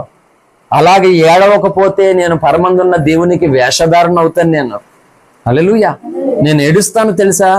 నేను చెప్తున్నాను, మీ భౌతిక సంబంధమైనటువంటి ప్రతి వ్యతిరేక స్థితి నుండి చాలా రిలీవ్ అవ్వాలని నేను కోరుకుంటాను, ప్రార్థన చేస్తాను. దానికి నేను అంతకంటే ఎక్కువ ఏం చేస్తా తెలుసా, ఒకవేళ లాజర్ లాంటి భేద స్థితి, బలహీన స్థితిలో మనం ఉన్నప్పటికీ కూడా మనం దేవుని ఉన్నతమైన అంతస్తుని కృపను పొందుకునే ధన్యులు అవ్వాలని దాని కొరకు మరెక్కువగా ప్రార్థన చేస్తాను మీ కొరకు. హల్లెలూయా. అందుకే మనకి ఉపవాస ప్రార్థనలు ఎందుకో తెలుసా, మెయిన్ అందుకొరకే సాతానుడు నిన్ను ఏదో ఓడించేశాను, బలహీనపరిచేశాను, వెనక్కి లాగేశానని వాడు రవ్వంతైన సంతోషం కలగకుండా ఉండాలంటే బేదలుగా ఉన్నప్పటికీ కూడా మనం బలమైన భక్తి చేసి బలమైన అభిషేకాన్ని పొందుకోవాలి. అనేకమైన పోరాటాలు, సమస్యలు ఈ గాలులాగా మన మీద ఎగిసి పెడుతున్నా సరే నువ్వు పరిశుద్ధాత్మ అభిషేకముతో నడిపించబడాలి. నువ్వు వాడు అనుకుంటాడు, నేను ఇన్ని శ్రమలు తీసుకొచ్చినా సరే వీళ్ళు దేవుని దూషించరేంటి, వీళ్ళు దేవుని తృణీకరించరేంటి, వీళ్ళు దేవుని వదలరేంటి అని సాతాను 3 చెవులు తాగాలండి. మనల్ని బలహీనపరచడానికి 3 చెవులు తాగాలాడు. అందుకే సంగమా, ఇంట్లో భార్య బలహీనం అవుతుంటే భర్త కేర్ తీసుకోవాలి, భర్త బలహీనమైపోతే భార్య కేర్ తీసుకోవాలి, పిల్లలు బలహీనమైపోతే తల్లిదండ్రులు కేర్ తీసుకోవాలి. ఇంక ఎవరి పనిలో వాళ్ళే మునిగిపోతూ ఉంటే మరి వాళ్ళ పరిస్థితి ఏంటి రేపొద్దుట? ఏంటి చెప్పండి, వాళ్ళ పరిస్థితి ఏంటి?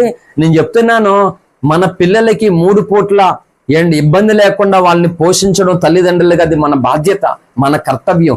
దానికంటే ఎక్కువగా మన పిల్లలు దేవునికి దూరస్తులైపోకుండా, వాళ్ళకున్న విశ్వాసాన్ని కూడా పోగొట్టుకోకుండా అది పొందుకునే విధముగా నువ్వు ఆ పోషణ కూడా వాళ్ళకి అందించాలి.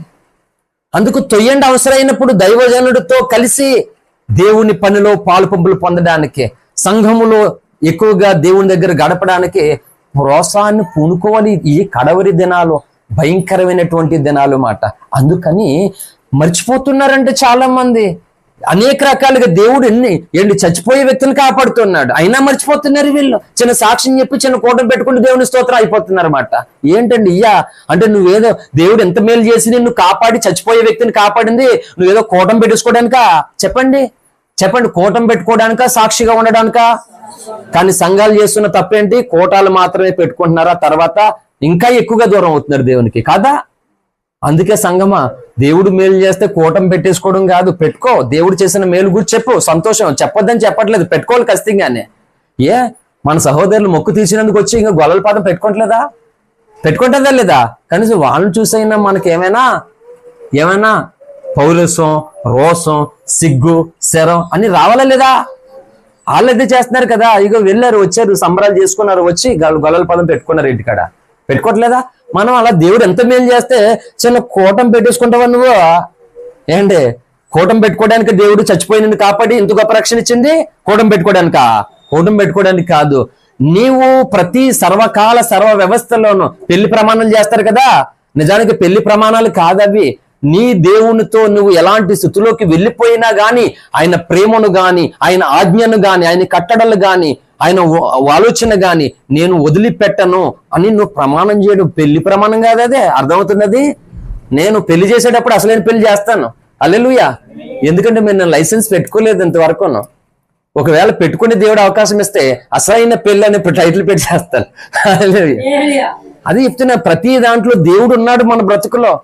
మన కష్టములో, మన సంతోషంలో, మన నిందలలో, మన బాధల్లో, అన్నిటిలో మనకి దేవుడు ఉన్నాడు తెలుసా విషయం. మరి ఎందుకు ఆయన కనబట్టలేదు మనకి అంటే మర్చిపోతున్నాం. మనకి తోడైన దేవుణ్ణి చూడలేకపోతున్నాం, కాపాడే దేవుని చూడలేకపోతున్నాం. చిన్న కూటం పెట్టేసుకుని దేవునికి స్తోత్రం హల్లెలూయా అనుకుంటున్నావు. తర్వాత నువ్వు మళ్ళీ ఎప్పుడు కనబడతావో తెలియదు, ఎప్పుడు మోకాళ్ళు వేసావో తెలియదు, ఎప్పుడు బైబుల్ చదువుతావో తెలియదు. చెప్పండి, ఇదా ప్రేమ అంటే? దేవుని ప్రేమ ఇదా? అందుకే రాజబాబు గారు ఏమన్నారు, మంచి వర్ణాలు, అద్భుతమైనటువంటి పాట అండి, ఎన్నో చెప్పాడు ఆయన. హేతువు లేదంట ఆ ప్రేమకి, కారణం లేనటువంటి రీతిగా ప్రేమిస్తున్నాడు ఆయన. నువ్వు నచ్చితే రావడం, నచ్చపోతే మానేయడం. అందుకు సంగమా మనం ఇలా ఉండకూడదు. అందుకే అంటున్నాడు దావీదు, గొర్రెవలే నేను త్రోవ తప్పి తిరిగి నష్టపోయాను వాస్తవమే, కానీ దేవా నాకు అలా ఉండడం ఇష్టం లేదు, నీ సేవకుని వెతికి పట్టుకో. ఎందుకు అనంటే నేను నీ ఆజ్ఞలు మరచివాడనా. అందుకు దావీదు గొప్ప భక్తుడు. హల్లెలూయా. తప్పున్నందుకు వల్ల తప్పు లేని మనుషుడు భూమి మీద ఎవరు కూడా ఉండరు లేరు అంతే, తప్పు లేని వాళ్ళు ఎవరూ లేరు, అందరిలోనూ తప్పు ఉంది. అయితే దావీదు భక్తుడు గొప్పతనం చెప్పినా తన తప్పులో ఉన్నప్పటికీ కూడా దేవుని న్యాయాన్ని గాని, దేవుని ప్రేమను గాని, ఆయన రోషాన్ని గాని ఏది మర్చిపోలేదు ఆయన. అందుకే మర్చిపోలేదు కాబట్టి నన్ను పట్టుకోయేసయ్యా అంటున్నాడు ఆయన. మర్చిపోయాడైతే పట్టుకోమంటాడా? చెప్పు నీ జీవితంలో. అంటే ఏది నిన్ను లాగేస్తుందో సోదరా, అదే అంటున్నా. నువ్వు ఇంటికి వెళ్ళి ఏమని ప్రార్థన చేసుకుంటున్నావు? ఏ వాక్యం అయితే నువ్వు వింటున్నావో ఆ వాక్యం నిన్ను ప్రార్థనా గదిలో గంటల తరబడి నిలబెడుతుంది. నిన్న ఈ వాక్యాన్ని సరిగ్గా వెళ్ళలేని వాళ్ళు నీ మొక్క ఏమని చేస్తావు? ప్రార్థన ఇంటికి వెళ్ళి రొటీన్ ప్రార్థన చేస్తావు, వెళ్ళి అంతే. ఇప్పుడు వాక్యం విన్నావా, అర్థం చేసుకో, వెళ్ళి మోకాళ్ళు. ఎందుకు రాదు ప్రార్థన? రాదా ప్రార్థన?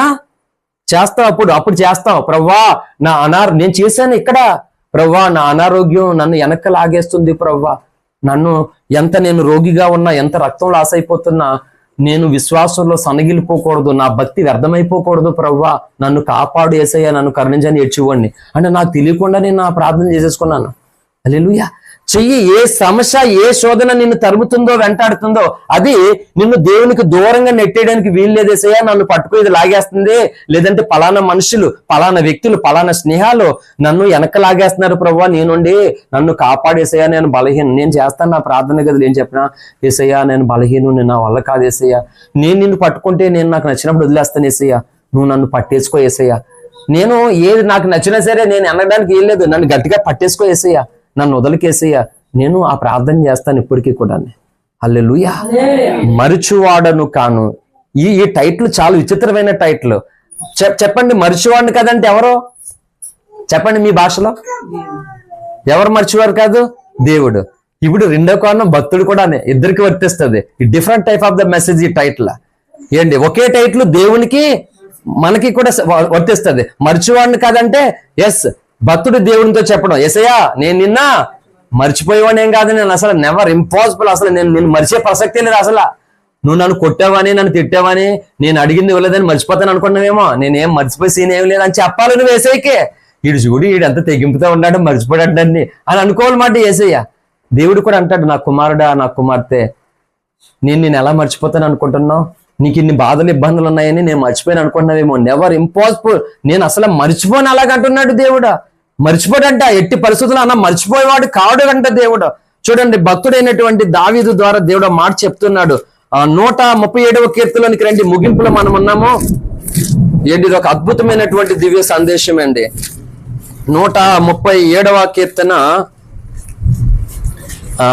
అద్భుతమైన మాట ఇది. 5వ వచనం చదవండి. యెరూషలేమా, నేను నిన్ను మరిచిన ఎడల నా కుడి చెయ్యి. ఎవరు చెప్తున్నారు తెలిసి మాట?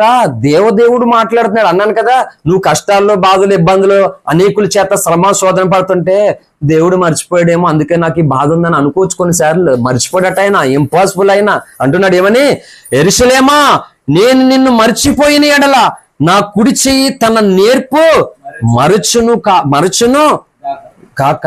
అంటే ఏంటి అర్థం? ఇప్పుడు కొంతమందికి ఎడవాటం పని ఉంటది, కొంతమందికి కుడివాటం పని ఉంటది. ఏంటి, అవునా కదా? ఇప్పుడు ఎలా ఉంటదంటే, చాలా పని కలిగినటువంటి వ్యక్తి ఇప్పుడు పని చేస్తున్నమాట.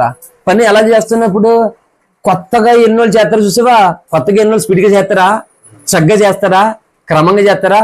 అన్ని రివర్స్. అంటే కొత్త కాబట్టి ఎలా చేయాలో ఏంటనేది తెలియదు, చాలా ఇబ్బందికరంగా ఉంటదన్నమాట. ఇంత జ్ఞానం కలిగినటువంటి దేవుడట ఏంటి ప్రమాణం చేసుకుంటున్నాడు దేవుడు. యెరూషలేమా నేను నిన్ను మరిచిన ఎడల నా కుడిచే తన నేర్పునే మర్చిపోను గాక అన్నాడు దేవుడు. ఇది గొప్ప మాట. ఇది ఆ ఒక్క మాటతో నేను 2-3 గంటలు ప్రసంగం చేస్తానమాట. దేవుడు చూడండి ఎలా అంటున్నాడు ఆయన, నువ్వు అలాంటి కఠిన స్థితిలో ఉన్నావని నేను మర్చిపోయినాను అనుకున్నావేమో. ఒకవేళ నేను అలాగే మర్చిపోతే నా కుడిచే తన నేర్పు మర్చిపోను గాక అంటున్నాడు. అంటే నాకేమీ తెలియదు, నేను ఈ చేతితో ఏం చేయాలో నాకు అర్థం కానటువంటి పరిస్థితి. అది ఎంతో గొప్ప, అసలు చెప్తున్నాను, నాకు చాలా బాధ అనిపిస్తుంది మాట చెప్పడానికి. అదే సమయంలో దేవుడు తన అనంతమైన ప్రేమను ఎంత గొప్పగా మనకి దాచిపెట్టాడో అది అర్థం అవుతుంది మాట నాకు. హల్లెలూయా. ఇంకా ఏమన్నాడు అక్కడ? చూడండి, నేను నిన్ను జ్ఞాపము చేసుకొనని ఎడల నా ముఖ్య సంతోషము కంటే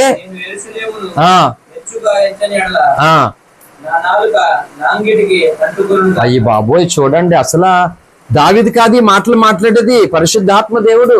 హల్లెలూయా. ఏమంటున్నాడండి? నా ముఖ్య సంతోషము కంటే, అంటే దేవునికి ఒక సంతోషం అని ఉంటది, ఒక మనిషికైనా సంతోషం ఉంటది లేదా, ప్రతి భక్తుడికైనా ఒక సంతోషం ఒక ఆనందం ఉంటది లేదా. కానీ ఇక్కడ దేవుడు ఏమంటున్నాడు, నాకంటూ ఒకవేళ ముఖ్య సంతోషం అనేది ఏదైనా ఉంటే దానికంటే ఎక్కువగా ఏం చేస్తాడంట, నేను నిన్ను జ్ఞాపము చేసుకొనని ఎడల, అంటే చేసుకొనని ఎడల అంటున్నాడు. చేసుకొనని ఎడలంట నా ముఖ్య సంతోషము కంటే నేను యెరూషలేమును హెచ్చుగా ఎంచని ఎడల నా నాలుక నా అంటికి అంటుకొనును గాక. అంటే అర్థం ఏంటి చెప్పండి అమ్మ, అందరూ ఈ మాట చెప్పండి. నాలుక అంగిలి అంటుకోండు అంటే అర్థం ఏంటి? మాట్లాడతాయా? అంటిపోయింది, ఇంకా ఏమవుతుంది, ఏం మాట్లాడతావు నువ్వు? చూడండి, దేవుడు అందులో నేను వదిలేస్తున్నాను. ఇది చాలా, మీరు ఈ 37వ కీర్తన ధ్యానం చేసుకుని ఇప్పుడు చెప్పిన వచ్చిన 37వ కీర్తన ధ్యానం చేయండి ఇంటికి వెళ్ళిన తర్వాత. ఏంటి చూడండి, యెరూషలేమును అంట ఇచ్చగునట్లుగా ఇచ్చిస్తాండి. ఎవరు యెరూషలేములో? ఎవరు యెరూషలేము? యేసు రక్తంలో కడగబడినటువంటి మనమే యెరూషలేము. అంటే మనల్ని హెచ్చుగా హెచ్చుతాడంట ఆయన. మనల్ని మర్చిపోవడం ఇంపాసిబుల్ అంట. ఒకవేళ అలా చేస్తే తన కుడిచి తన నేర్పే మర్చిపోతుందట. మనల్ని హెచ్చగినట్లుగా చేయకపోయడం మర్చితే అంట తన నాలుకే తన అంగిటి అంటిపోను కాక అంటున్నాడు. చూడండి సంగమా, అంటే దేవుడు మన పట్ల ఎలాంటి కోరిక కలిగి ఉన్నాడో చెప్పండి. ఎలాగున్నాడో, నీ చుట్టూ అనేకమైన ఇబ్బందులు ఇరుకులు నీకు ఉండొచ్చు గాక, అయినా సరే నిన్ను హెచ్చగినట్లుగా నేను చేస్తాను, నేను మర్చిపోను అంటున్నాడు మాట. హల్లెలూయా. మరవకుండా ఉండడం అంటే అర్థం ఏంటి? నేను అదే స్థితిలో, అదే స్థాయిలో, అదే బాధలు, అదే ఇబ్బందులు వదిలేయడమా కాదు. వాటన్నిటికీ అంటే అత్యధికంగా నిన్ను హెచ్చించడం అని అర్థం. అర్థమైందా?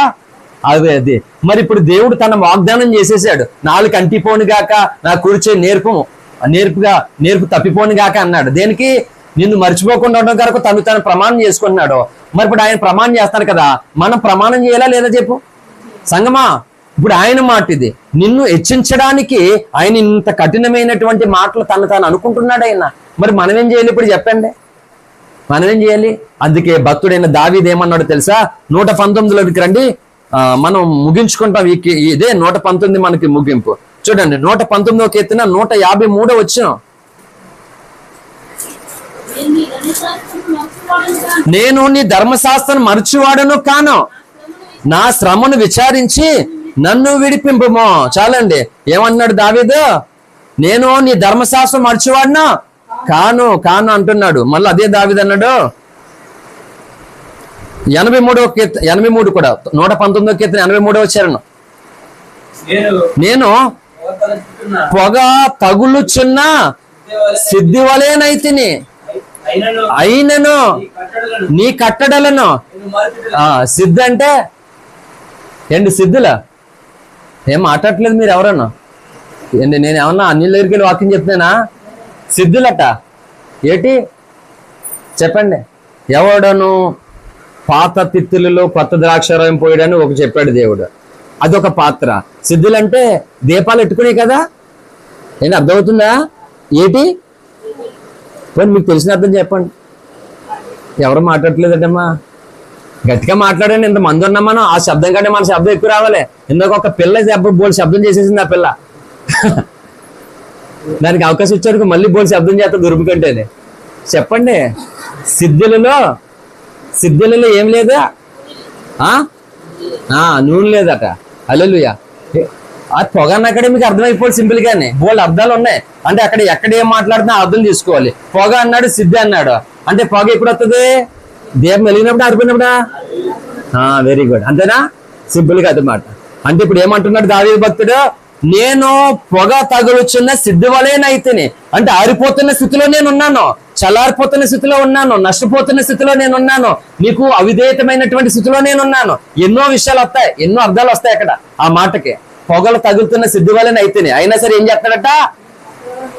అయినను నీ కట్టడలను నేను మరచట్లేదు. నేను ఈ మాట ఫస్ట్ టైం ఇప్పుడే మాట్లాడేస్తున్నాను అలాగా. హల్లెలూయా. మొదటిసారి ఇప్పుడు అలాగే నా నోరు పలుకుతుంది దాని గురించి, ఇది అని చెప్పేసి అర్థం. ఇప్పుడు ఆల్మోస్ట్ ఈ లేఖనాలన్నీ అలాగే చదివాను. ఫస్ట్ టైం అలాగే మాట్లాడాడు దాని గురించి.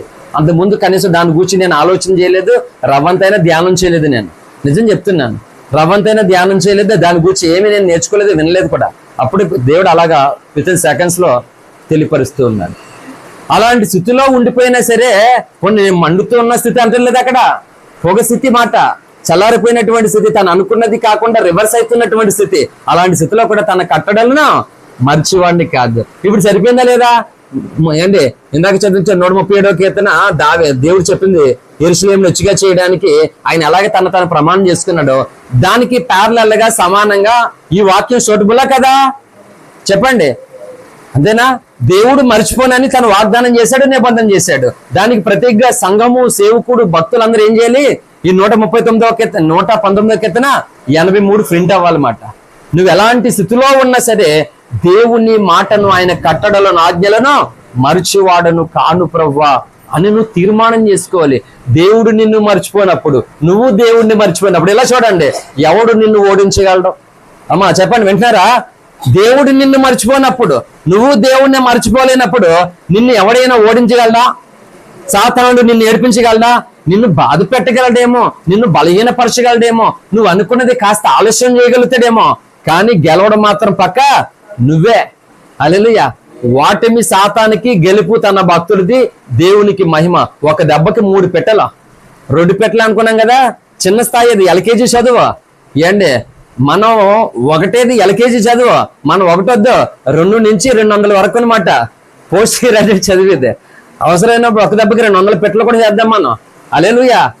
అర్థమవుతుందండి? 5 రొట్టెలే 2 చిన్న చేపలే, కనీసం 10 మంది కన్నా ఎట్టాలి అక్కడ. 5 రొట్టెలు ఎంతమందికి ఎట్టాడు ఆయన?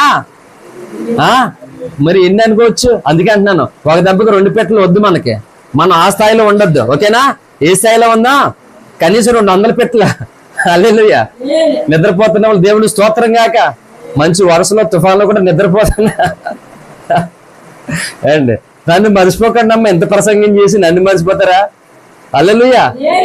అందుకే ప్రసంగానికి మరచివాడను నాకు తీరిపోతుంది, ఇక్కడ మామూలుగా తీరట్లేదు. మరి తప్పదు, కొన్ని విలువైన వెతికి తీసినప్పుడు మన మీద అంత కఠినమైన దాడి చేస్తాడు దుష్టుడు. హల్లెలూయా. సంగమా, ఈ రోజు నుంచి నువ్వు ఏ ప్రసంగం అయితే ఇప్పుడు విన్నావో, నువ్వు దీన్ని తగినట్లుగా నువ్వు ప్రార్థనా జీవితం మొదలుపెట్టు. ఇది తగినట్లుగా నీ విశ్వాస యాత్రను కొనసాగించు. దీనికి తగినట్లుగా నీ దేవుణ్ణి ప్రేమించడం. ఈ 3 సంగతులు ఇప్పుడు చెప్పాను, దీన్ని తగినట్లుగా నువ్వు చెయ్యి. ఇంతకాలం నిన్ను బలహీనపరుస్తూ, బాధపడుతూ, నిన్ను ఓడిస్తూ, అవమానపరుస్తున్న సాతానుని నీ కాళ్ళు క్రింద పరిశుద్ధాత్మ దేవుడు చితక తొక్కిస్తాడు మాట. హల్లెలూయా. ఆమేన్. మామూలుగా కాదు, చితక తొక్కిస్తాడు. గొప్ప విజయం ఇస్తాడు దేవుడు నీకు. ఎందుకంటే ఇంకా శ్రమల కాలంలోనికి మనం వెళ్ళక మునుపు పరిశుద్ధాత్మ ద్వారా పొందుకోవాల్సినటువంటి మేలులు, ఘనతలు, ఆశీర్వాదాలు తప్పక మనం పొందాలి. హల్లెలూయా. అక్కడికి వెళ్ళిపోయిన తర్వాత ఏముండదు, అక్కడ ఫైటింగ్ మొత్తానికి. హల్లెలూయా. అక్కడికి ముందుగా ఇప్పుడే పొందుదాం. ఇది మిక్కిలి అనుకూల సమయం లేదు మిత్రమా. ఇంకా చావోరేవో తేల్చుకోవడానికి ఇదే మిక్కిలి అనుకూల సమయం. కాబట్టి ఇప్పుడు చెప్పినట్టుగా లాస్ట్ లో ఈ చిన్న మొక్క 3 సంగతులు చెప్పేనే. దీని ప్రకారంగా నువ్వు ప్రార్థనా గదిలోనికి వెళ్ళి మొదలు పెట్టు. యేసయ్యా, నిజమే తండ్రి, నేను ఎలాంటి స్థితిలోకి వెళ్ళిపోయినా నువ్వు మర్చిపోలేదు నన్ను. ఎందుకంటే ఆ రోజు నువ్వు నన్ను మర్చిపోయి ఉంటే ఈ రోజు నేను కాలగర్భంలో కలిసిపోదునయ్యా. ఆ రోజు నువ్వు మర్చిపోయి ఉంటే నా శత్రులు ఎప్పుడో నన్ను చంపేద్దు యేసయ్యా. నిజమే, నువ్వు నన్ను మర్చిపోలేదయ్యా. నన్ను ఎంతో ప్రేమిస్తూ కాపాడుతున్నావు. నేను అనేక సార్లు నిన్ను మర్చిపోయి నాకు నచ్చినట్లయితే తిరిగానయ్యా, నన్ను మన్నించయ్యా. ఇక మీదట నా బ్రతుకులో ఎట్టి పరిస్థితుల్లో నిన్ను మర్చిపోకుండా నీ మాట చొప్పున నేను బ్రతుకుతానని ప్రభు సన్నిధిలో ఒక తీర్మానం చేసుకుందాం. ఈ మాటలు దేవుడు దీవించి ఆశీర్వదించును గాక. ఆమేన్. ఆమేన్. Thank you. అందరూ మోకరించి